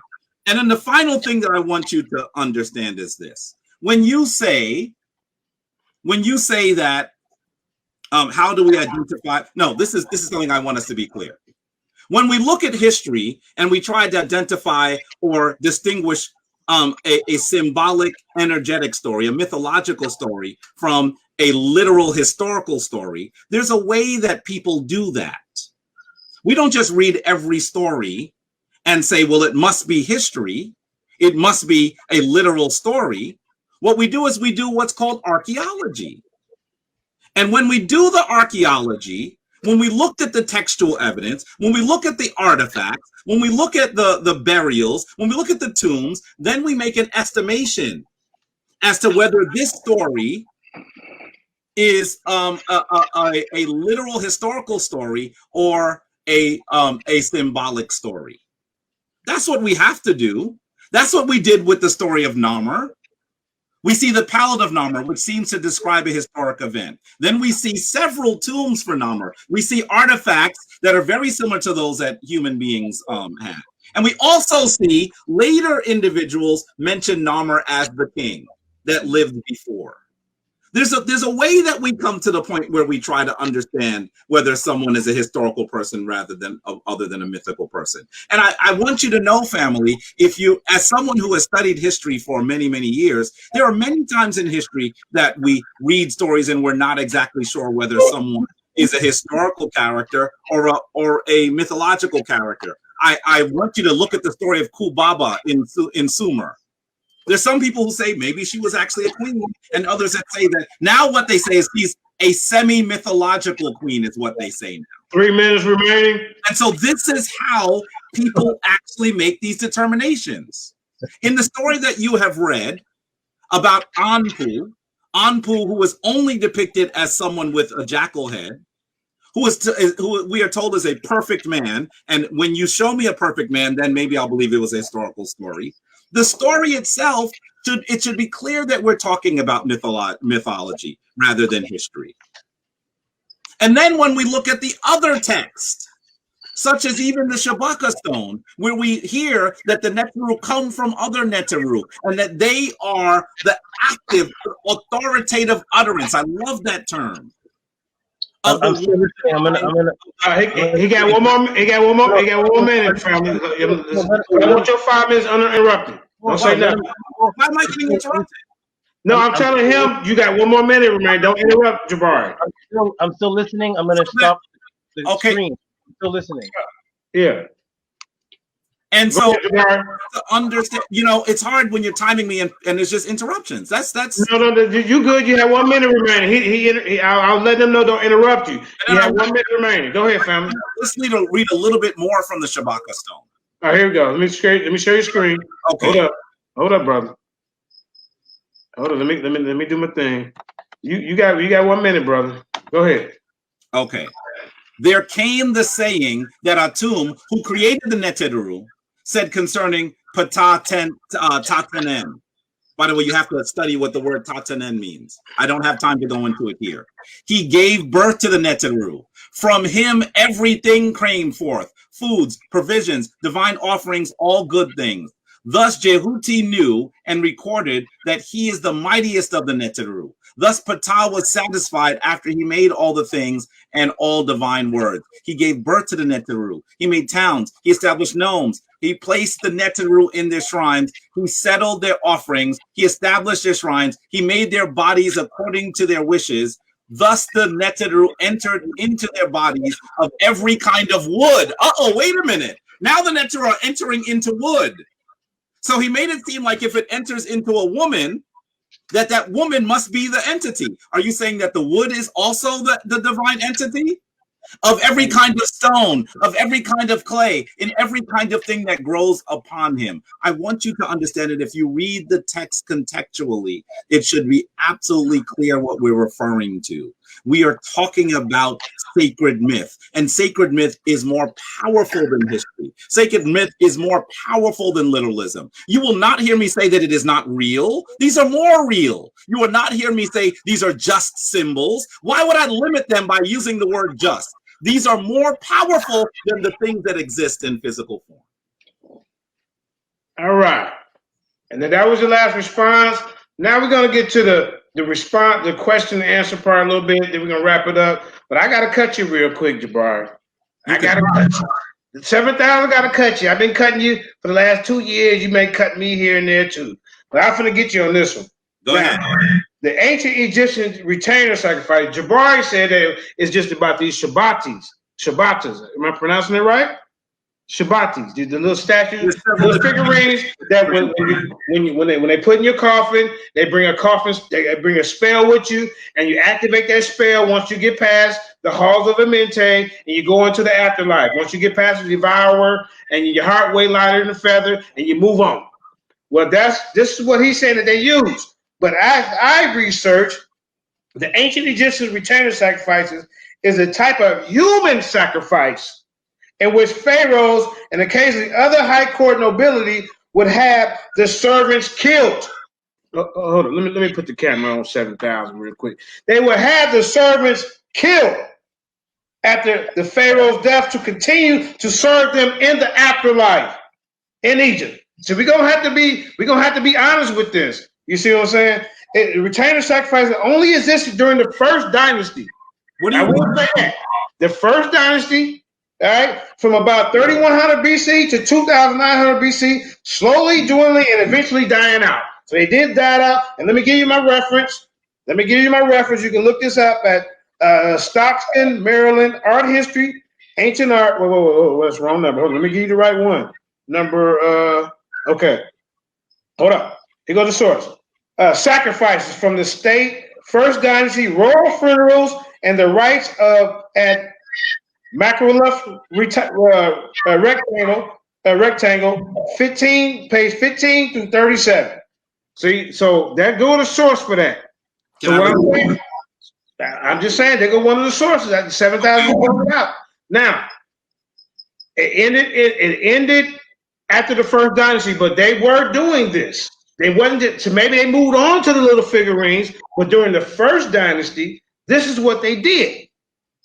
You understand me? So let's just acknowledge that this is what some of the things that they did. Each dynasty did different things. But I want to move on to one more thing. Wait, you're going to say that, not let me answer? What is that? Okay, go ahead, Jabari. Okay. Really quickly, let me say to you that there are over 300 kings of ancient Kemet. Let me get the camera back on everybody. Hold up, y'all. They're over, and I want you to let me share my screen. I want you to let me share my screen as well. You got it. Go ahead. There are over 300 kings in ancient Kemet. Yep. I don't think anyone can actually, let me give you a bit of honesty here.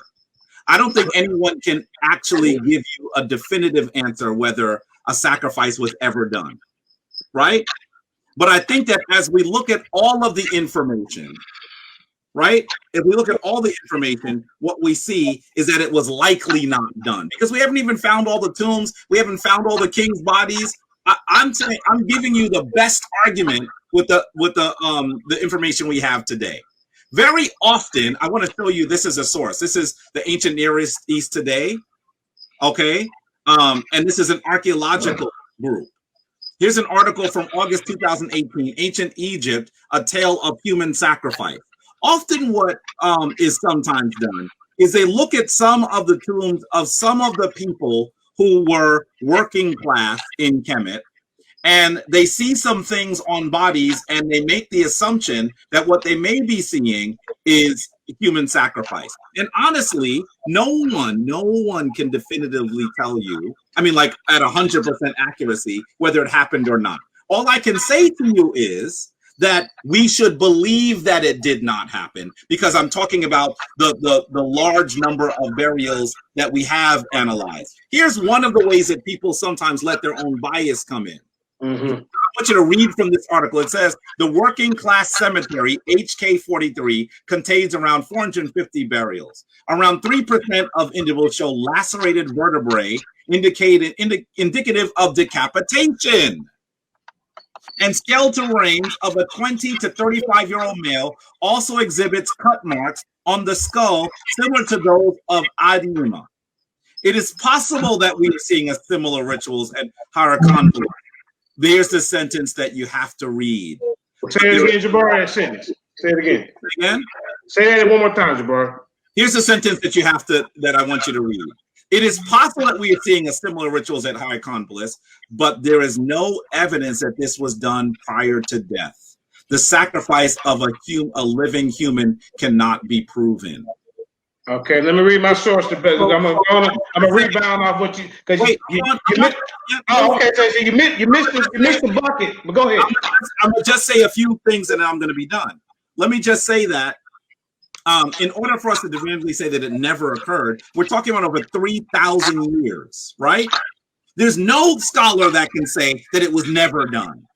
But all we can say is, based on the extant material, we believe that it was likely not done because we see the Ushabtis. And even if you see something that you think might actually seem to be human burials, people have not been able to tell definitively whether the things that we see are things that happened before or after someone died. And so all you can do is piece the picture together. That's all you can do. And so sometimes people even try to look at one image on an ivory label of Djet. By the way, I know that you don't know that's what you're showing, but let me tell you that that's what you're showing. I'm the scholar. Yeah. Ivory label. Sometimes people say, "Is this human sacrifice?" We don't know. Okay. One sticker and you say maybe this is human sacrifice. But we haven't found corresponding bodies. So that's the thing that you have to understand. All right, can 7,000 respond? Then I'm let everybody else get in. Absolutely. Let me put the picture on here, man. All right, I ain't no Kemetic scholar or nothing, but hey. Okay, now everybody look at this. We can't see that, brother. Can y'all see that? No. It's kind of blurry. Let me kind of zoom in. Zoom in. All right, y'all see that, right? Y'all see it now, right? This is for first dynasty. It says, I'll give you the source when I get done. Here goes some more. Here, see, here goes some more. Zoom it in. All right, can y'all see that? No. All right, hold up. There it goes. Zoomed in right there. That better? Why don't you put up on your screen and then share the screen? Okay. I'm just not learning how to do all this. But let me read it to you. The ritual sacrifice of humans. There are some evidence that suggests that human sacrifice was practiced during the pre-dynastic period and at the beginning of the first dynasty. The earliest known example of human sacrifice may perhaps be found in pre-dynastic burials in the south of Egypt, dated to the Naqada II period. One of the discovered bodies showed marks of the throat being cut. You hear me? Before decapitation took place. A fragmentary label from the reign of Horus Alpha found at Abydos, and a label dated to the time of Abba's successor, de jure, found at Saqqara, may bear witness to the ritual involving the killing of the human being. In both cases, a kneeling figure sticks a long weapon into the chest of a bound victim sitting in the front of him. Okay, we're not just going to ignore this stuff. All right, a bow between the assailant and his victim may have been intended to catch the latter blood, everybody. You hear me? Because his blood is messy as he bleeds to death. All right, also present in both cases in some kind of fence-like sign drawn above the sacrificial scene. On the label fragment from Alpha, a picture of authority identified by his long stick observes the killing. They're showing the authority figure above these people. All right? So we're not going to play around and act like this didn't happen. Okay? A figure of authority identified by a long stick observes the killing behind the victims, a fetish that, at least in later periods, was associated with Anubis. Is represented. It is not known. It is a fetish may have been related to the practice of human sacrifice. I'm gonna give you the source. You can go through a whole list of this. You can just look it up. You can look it up. Hold on, let me give you the source. I understand. I know y'all don't want to hear this, but it's a whole. This ain't even Wikipedia. This is ancient Egypt. Hold up, ancient Egypt, Egyptian site, ancient Egypt site. So we ain't even doing Wikipedia. It's called what? What's the source? Go ahead. Let me read the bottom of it where the person who wrote it. It was August 10, 2014. Go to ancientegypt.org. Go to ancientegypt.org, Jabari. That's where you go. Now, so are you going to discredit? Are you going to discredit this because I don't have the exact name? But what I'm saying is, okay, all right. No, what I want you to do though is I want you to listen to the scholar. I've studied this for 30 years. I have a degree in Africana studies. Okay, watch that. I got one more. I want you to recognize that. I'm not sure if you realize this when you read it. You used the word maybe at least 8 times. I went 8 times. What you did, but wait a minute. And then what you did is you acted like you didn't read the word maybe. You said maybe in a couple of your things yourself. But hold up. What's the point? Hold on. Get 7,000 room to breathe a little bit. Label from the reign of Horus Deezer also shows a killing. Now, see, here go also killings that's going on, everybody. Here, zoom in. Hold up. Let me put it up there. All right. Now, this don't say maybe. All right. This is maybe. Let's see what maybe is. Hold on. Watch this, Jabari. Let me just read this. A label from the reign of the Horus Deezer also shows the killing of a human being in a seemingly ritual context. Top row to the right. Okay, if we go to the top row to the right. Can I ask you a question? Come on, Jabari. What does seemingly mean? What? What does the word seemingly mean? It said a label from the reign of Horus. Listen to my question. What does the word seemingly mean? Meaning they are not for sure. So either they cut those. Hey, what does the word mean? Listen, okay, so what are they doing then? If it's not to you, so they cutting heads off. But regardless, they're cutting goddamn heads off, Jabari. And then we have more information on retainer sacrifice. You say the retainer sacrifices only involve little Shabbatas. JJ, what I'm saying to you is that you are looking at a stick drawing. We don't even know if those are people who actually lived. They could be telling a story. We don't know. Okay, I got more. What you can do, wait a minute. By the way, I know you weren't listening to me clearly because I already told you about the. You interrupted me, Jabari. I didn't get 5 minutes. Like you got 15, 20 minutes to speak. I wasn't aware that the host gets 5 minutes, but go ahead. Go ahead. All right. One more. So this is the question and answer part, right? All right. return the sacrifice at the royal cemetery. I got two. We got all kind of different areas that we can go see this. Now, at the royal cemetery of El Quab, the tombs of the first dynasty kings, from Aha to Qua, are accompanied by subsidiary burials. These burials are arranged in rows of blocks, either extending from the royal tomb, as was the case with Aha, or surrounding it. The position of the subsidiary tombs compared to the royal tomb is believed to reflect the relationship of the occupants of the king during life. Several tombs were found to contain skeletal remains. The analysis of some remains found in the subsidiary graves of Aha's tomb has shown that none of the individuals buried there were older than 25 years old. They're killing babies. This suggests that each of them may have been chosen to be buried along with the king. From this time of Dijat onwards, the owners of the subsidiary tombs would often be identified. Can I ask you a question? Wait. You always ask a question in the middle of the bill. But go ahead. I'm going to put it in the back chat because you do this to me all the time. I let you throw, but I'm put it in the back chat. I'll put it in the back chat. Yeah. But see, come on, Jabari. I done gave you 3 different examples of them doing these retainer sacrifices. But I'm done with I want you to I'm the host, so I'm gonna let everybody else get it in. So anybody else want to ask a question, go ahead. Hey, Jabari, you got to come back, and we're gonna have to. JJ, wait. Let me just say one thing. It's like you're reading it and you're not reading it. Okay, go ahead, bro. In the thing you read, it says they may have chosen to be buried with the king. If you chose to be buried with someone, are you sacrificed? You're damn right. You sacrifice yourself because they have been so brainwashed to say, hey, you know what? Goodness. When the king died, I'm choosing to die with his ass. Listen, you know what you have done? You're damn right. You know, they chose. Some of them chose to do it. Look, some of them chose to do it, and some of them didn't. Well, I'm giving you. Okay, I got 2 examples. What you have to do is read what you're reading. I know that. This is what these comedics do. They don't want to accept the truth. I got 2 or 3 more examples of this going down.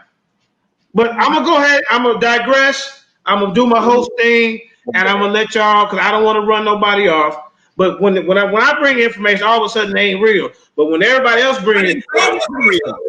The source, JJ, the source that you use is a good source. The problem is you're not reading what you're reading. No. It says maybe. It says seemingly. It says you have chosen to die. But then the last part I read, Jabari, it said some of them chose to do this to go on with the king. Now, how did you just miss that? But if I'm just saying what you said, how did I miss it? You're the one that missed it.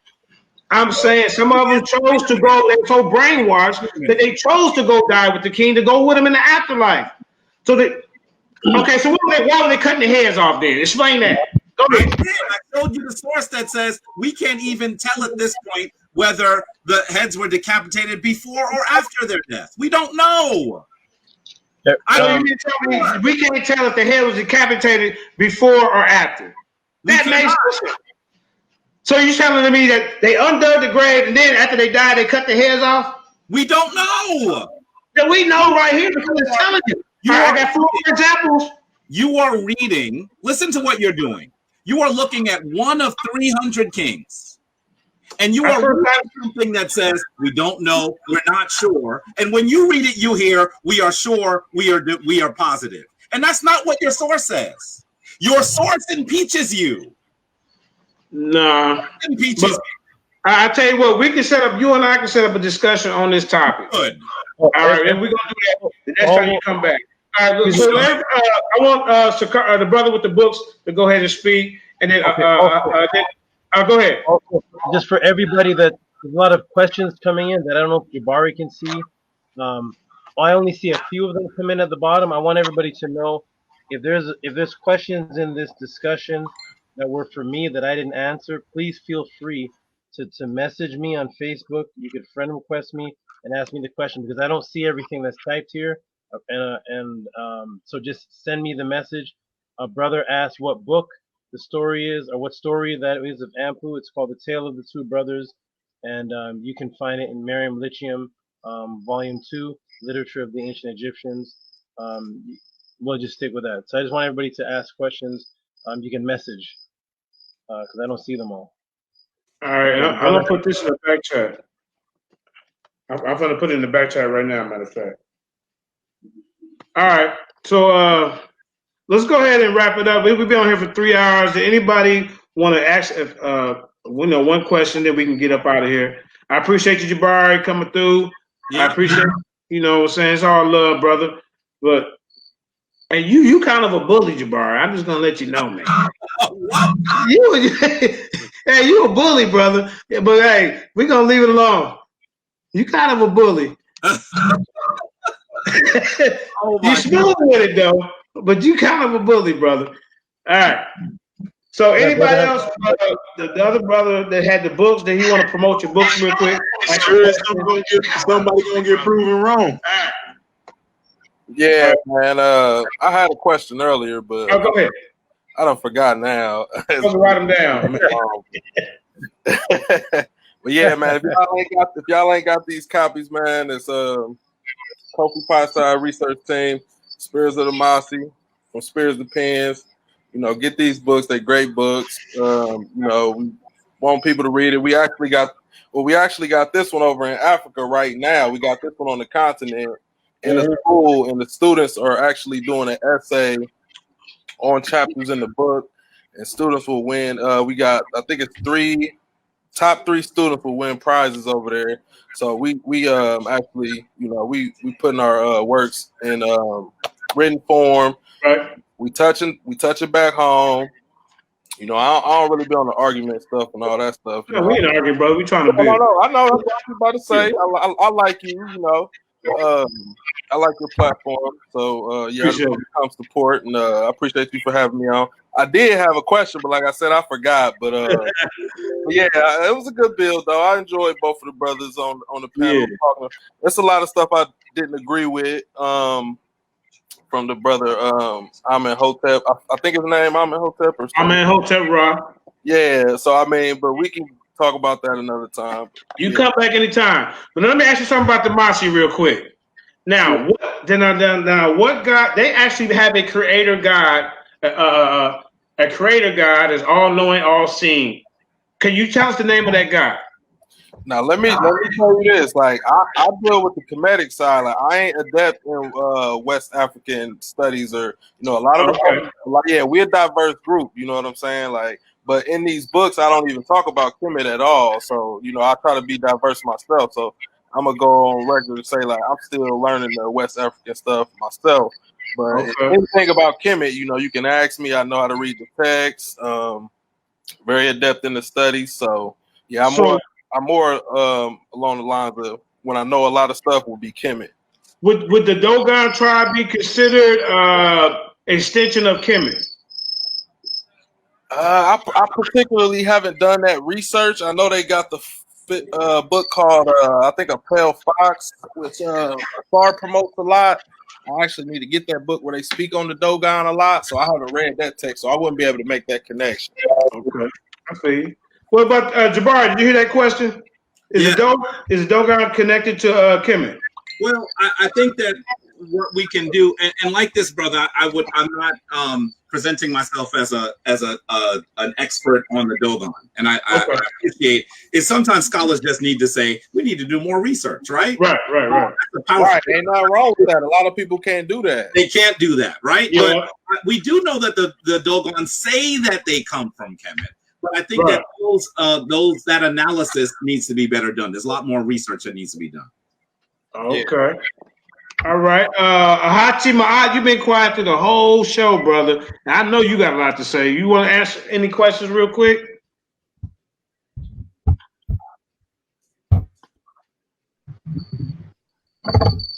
Yeah, can you hear me? Yes, sir. Yeah, I want to first make an address to Jabari. I didn't mean any ill will with you. I just, that was what was on my mind. I was just waiting for you to come with something. And you did. You came with the Shabaka stone in the end. But I just heard a lot of miscommunication, meaning that Amenhotep Ra wasn't disagreeing with you. He's actually agreeing with you. He was just saying that it's just not all the stories. And then I heard you say at the end that you also don't believe that all the stories are just symbolic. You do believe that there are stories that are real. This is, I don't know how much more real you can get when the Comedians are calling the Neteru men or man. They're calling them, they're saying they have wives. You don't hear, I never hear anybody else's God stating that they have wives that are living with them in houses and the gods are doing farming. So I just wanted more from Jabari to come with stories from the literature. You know what I mean? Like I understand the symbology, I understand the metaphoric meaning to Hetaru and to the Shabaka stone, but at the same time, I also hear that we still hate. We hate what our ancestors brought forth due to the brainwashing and the mental conditioning of the Tamahu, who's now known as the white man, and we have to get past that because it's really wasting. It's wasting millenniums. It's wasting thousands of years since the Greeks came in 332 BC and Aristotle, and they started switching our stories around. And it's like you were saying, Jabari. Yeah, a myth is a story. I mean, you look up the etymology of the word myth, it says story. And it does say truth. Yes. Okay. Case closed. Okay, fine. You want to call it a story? Yes, it is a story. But are there true stories? Yes, there are true stories. And there's other stories too within the papyruses that point out where the Neteru are addressing themselves as me and JJ will call each other brothers. Even the term brother and sister come from the Neteru addressing themselves. So they're speaking like you and I would speak today. I don't know how much more real you can get from that. And I just also want to end on this. I too was a Hebrew Israelite at one time about 7 years ago. Come on back home, brother. So I understand where it's confusing, where you hear that the Neteru are addressing themselves as people. But you got to understand at that time, the Comedians didn't have a reference that they didn't reference anything that was outside of themselves as being supernatural. So what I mean by that is the Comedians didn't think, the Comedians didn't look at each other as being as just being human beings or human or men. Does that make sense? So for them to create a story as Ptah and Anubis was not as far-fetched as now you and I reading those stories may seem or make it appear to be. To them, it was just a regular story like you'd read your Marvel comics, except the Marvel comics are made up by people that don't have an ancestry like the Comedians did. So that's what I wanted to say. All right. Now we didn't even get to touch on Can I show something, JJ, really quick? Yeah. But while you're doing that, we didn't get to touch on the Giza pyramids because Jabari, me and him had went back and forth. He think that the Khufu dynasty actually built these pyramids, but I can prove that the water erosion was it's 240 feet of water erosion of the 430 foot pyramid. Now they only get 1 inch of rain there, so I'm trying to figure out how did they get all this water erosion on this pyramid. But that's for another time and day, because you know what I'm saying. Because the inventory Stella says that Khufu ran across the Sphinx and remodeled it, and he dedicated it to ISIS. That's a whole other story. You're wrong. We're gonna get into that next time. The stele, Robert Shaw. listen, hold on. The stele is from Khafre, not Khufu, first, right? And so that is Khufu's son. So that I want you to understand that there's some information you don't have. And the water erosion is not on the Menkhu. It's not on the pyramid.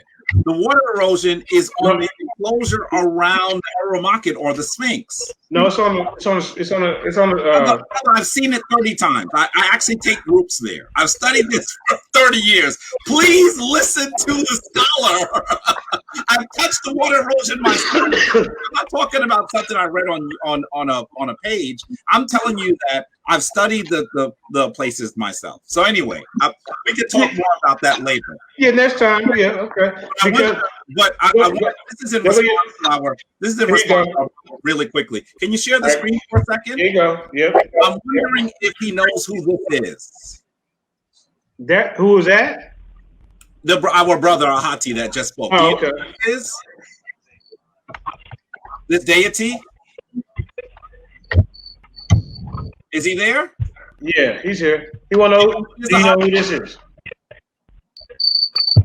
Ahati. And by the way, he's on mute. But by the way, there go my source right there on the screen. Y'all can see it. Egyptian human sacrifices. Everybody go look it up for themselves. What about this? Hold on. Let's please not go back to that now. We can. I'm just saying. I want to put it in there for the chat, so y'all go look it up for yourself. Okay. So could you listen? I want to be clear that when Ahati is looking at this, this is Asherah. Who is Asherah? Asherah is in fact the wife of Yahweh. Yes. And he started by saying that deities don't have wives, that he's not familiar with that in other traditions. I'm going to say to you that if no, I said that don't have wives that live in houses. What do you mean? Of course, Asherah lived in house. I can. You know the most in the Bible. He destroyed this temple of his. So what I'm saying is, when you do the research, you might find something surprising. That's all I'm saying. We just talked about this yesterday, didn't we? Okay, so I'm interested in Asherah's house. I'm interested in it. Okay, we could do that. What I want you to just.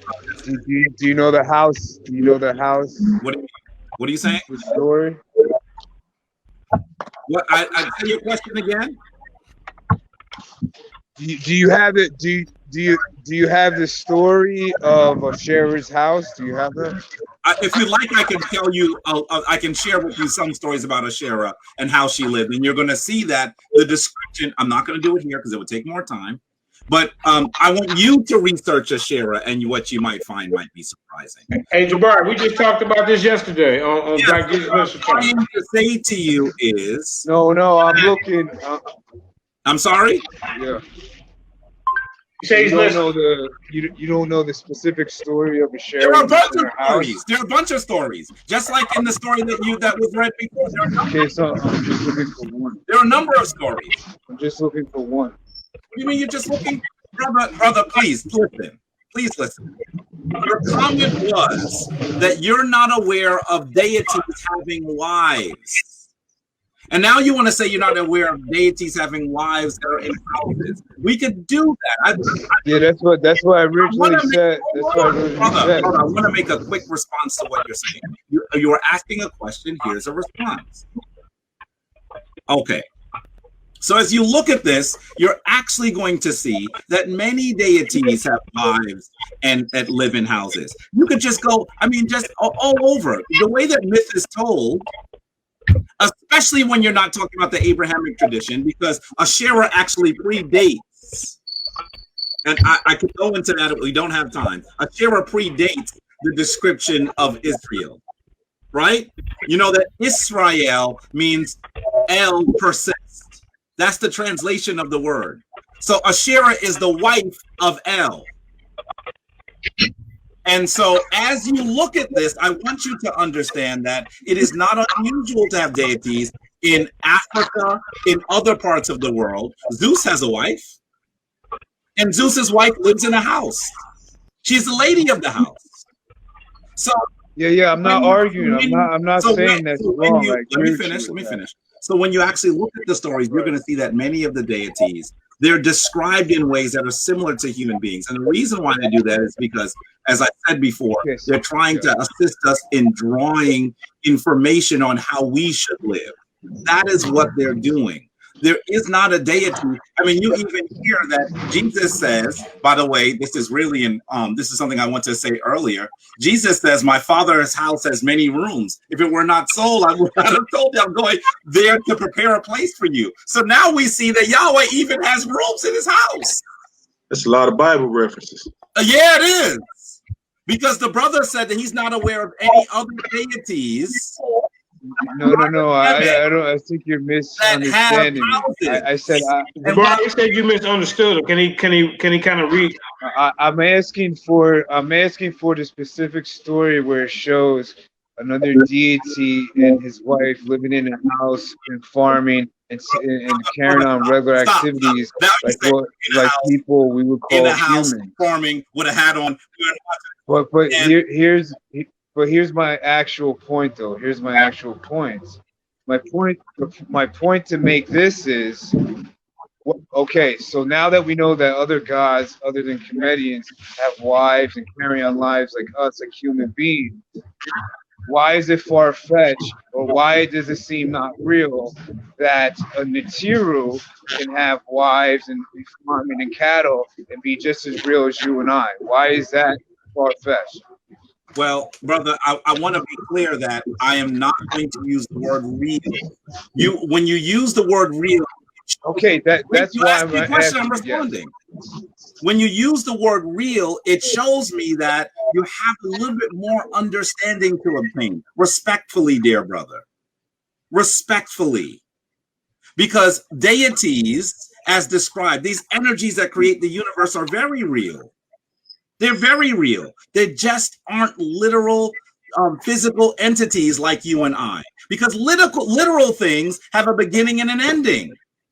The energy of the universe, the deities do not have a beginning and ending in that same sense. And so that's what I'm trying to explain here. And so when you actually look at these deities, you're going to see something. Now I've just showed you that Yahweh even has a house. Here goes Asherah, whose name means she who walks on the sea. When you read these descriptions, you're going to see things that sound like myth. That is the way that we actually create myth. And so I hope you don't think that it means that they're weaker because they are not literal people who have a beginning and an end. It makes them stronger. Okay, so we were shown a Torin papyrus that shows that the Neteru had different times they ruled. If they didn't have a beginning or an end like energy is in reality, then if the Neteru weren't actually people ruling or physical beings ruling at that time, why do they have specific time periods? That doesn't make any sense. Well, let me say to you that in order to and just to tell you, excuse me, my phone's dying, so I might. So let me say this really quickly. In order to understand that, you have to understand that if you believe that they had a specific time period and they lived like you and I, Tehuti lived 7,746 years. The number will tell you that they're not talking about a literal person. Because he will regenerate in the halls of Amonti. Because what I want you to understand is this is symbolic. The numbers are symbolic.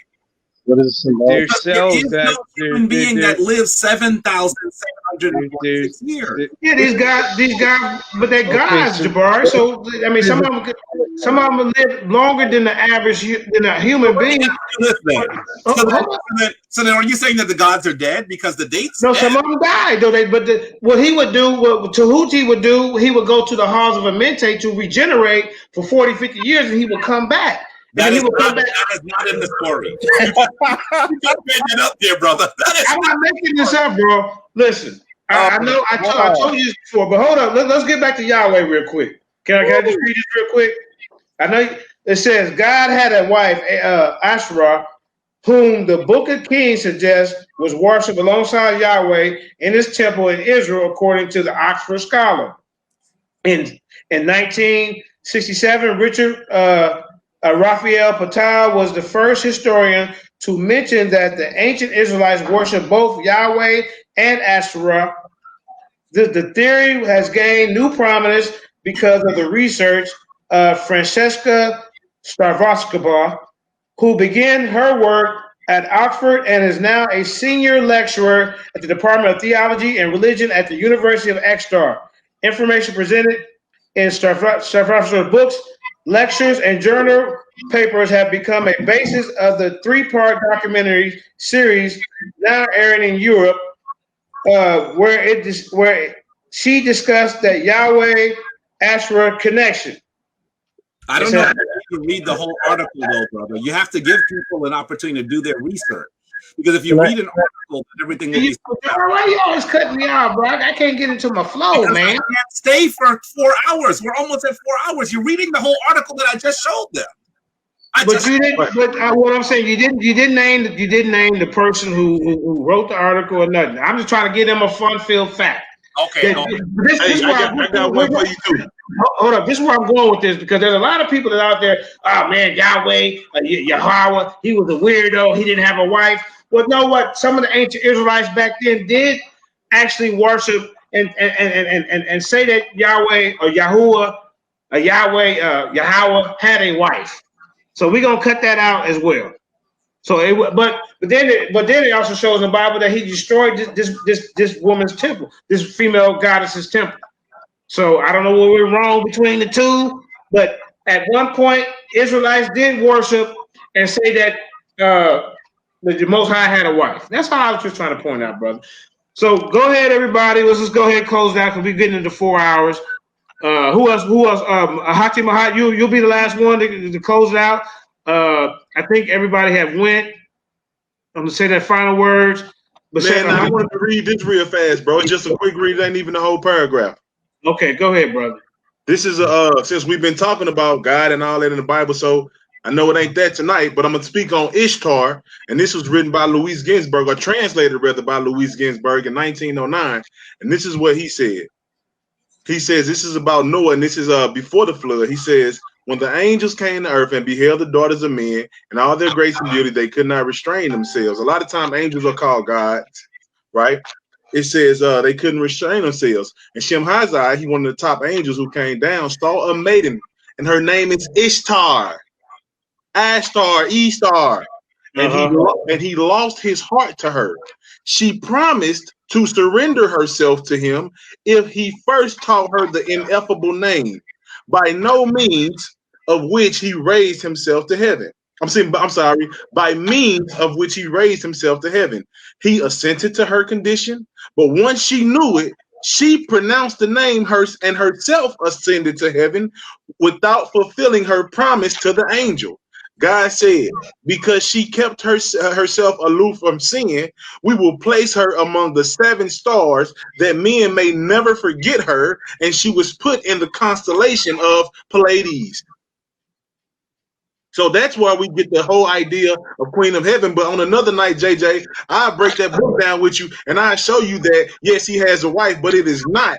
It is not Ishtar. But when I tell you who it is, you're going to be like, I can't believe I looked past it all this time. But all right, that's it. All right. Man, too, about anybody, man, if I was just excited, man. Y'all, second little, Yeah, you kind of in battle mode, family, but it's all good. All right. Go ahead, chap. Go ahead and do what you got to do, and we're going to close it out. Okay. Glad everybody could come. It was a very interesting build. Those who listened learned from both sides. Anybody who wants to ask any questions on anything that at least I've taught, you can contact me here on Facebook and just send the questions, and I'll do my best to answer. Glad to have you, Jabari, and glad to have everybody that was in the room. And I enjoyed the build, and those who listened, learned. And when we come back, maybe we can continue this topic and get to how Maat ruled for 700 years, and then it ends. We're gonna find out. Yeah, that's a good question. So Jabari, hey, maybe 2 or 3 weeks you'll come back and we'll do another build. I mean, if you need to bring Sarnetta with you, You can bring him with. If you need to bring somebody with you to save you on some of these things, he's a good wingman. So hey, he welcome too. You're so funny. Now, listen, JJ, I have been on your. This is like number 4, I think. Yeah, you've been on my. With Neteru. Yeah, I know. I just had to throw that in there. Jabari or not, the one thing that anyone can say is Jabari don't care where it is. He gonna go up there and talk to people. Yeah, well, you went against all them Christians by yourself, man. I commend you on that. And not just the Christians. When I actually spoke with Captain Tazariak, Brother Tazariak, I went into their local. And you said it was musty. Speak on that. It was. It's good. You said it. Shut up. You said it was all up. I know he gets angry when I say it. Go ahead, speak on it. I'm a priest of honor. I'm telling you the truth. When I walked in, and it was. But when it frisked me, I said, "Wait a minute, where your hands been? Don't touch me." But the musty, not a woman in sight, huh? Did no. Not one. That shit was funny though, man. That's I wish that wasn't true. Oh shit! Come on. Oh, you funny. But with that being said, oh shit. Tazariak, y'all gonna have to get some Febreze or something when you invite people over here, man. Come on, man. But stay tuned for part 2 of me and Captain Tazariak's debate. He will be coming to the. He has lead the gospel. Yeah.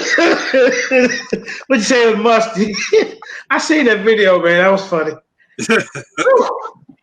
Jabari said, "How y'all gonna try to talk about me? My wife is with me all the time. I come in there, brothers is greased up, doing push-ups, musty. Not a woman in the place. Not a woman in the place." Well, with that, hey, we gonna end on that note. Hey, Jabari, your honorary Lions Den member. You come back anytime. Let me make sure if people want to contact you can get me. My website, JabariOsaze.com, is a good place. I'm currently almost completing my college level history course on the history of ancient Kemet. Okay. In 2 weeks, my course on African American history begins. All right. It's a 15-week college level course on the history of African Americans and the diaspora. It should be a really interesting class. Go to JabariOsaze.com and you'll find that as well. You'll also, I'm sure all of you already know, many of you already know, that if you're interested in practicing Kemetic spirituality, the Shrine of Maat is not just based in Harlem, but we have practitioners and full initiates that are located all around the world. And so if you're interested, you can go to shrineofmaat.org and get access to us that way. Both of those sites, you can get access to me as well. Yeah. All right. Now, what you need to do is start taking you some trips to Egypt, man. I mean, not Egypt, but Israel. Yeah, man. Yeah, you gotta. Where he's real. Israel is in Northeast. Believe that Jesus on his way back. Have you gone? No, I ain't with you. Yeah, man. The real truth. Right. That's but I appreciate you, brother. Hachimai, did you want to tell everybody where they can find you? I think he froze up. Okay. No, you there? You there, family? All right, I think he froze up. All right. I appreciate everybody, man. One number love up in here, man. We try to come to my brother Amun Hotep Ra. Yeah. You know, on this site, they wanted us to talk about the 5% that we disagree on because it's fun for them, right? Rather than 95% that we agree on. Y'all do the same thing to us when the Hebrews go on the platform. I just want to say for everyone that is listening that I respect that brother. I think that he's doing important stuff. He's a brother that I would like to work with. He's on the other side of the country. And as we come together, we'll be able to do more. And even though I'm talking specifically to my Kemetic brother, the reality is I wouldn't be here if I didn't like my brother Jeremiah Judah 7000. We had a rocky beginning. Yeah, we did. That's my brother right there. So, and you set me up on that interrogation. You threw me in there. I did that. That was my worst performance ever. I did a 5 because it was war. I went in there and I was like undisciplined. I was Sarnetta was talking stuff. I was talking stuff, so we wasn't really on topic. But Jabari set that up because he heard all the stuff I've been talking about. But other than that, hey, we became, you know, it's all good, man. Yeah. But hey, so we're gonna end it out, man. I love y'all. I appreciate everybody coming on. Shalom, Barakatah. One. Peace, everybody. Peace and love.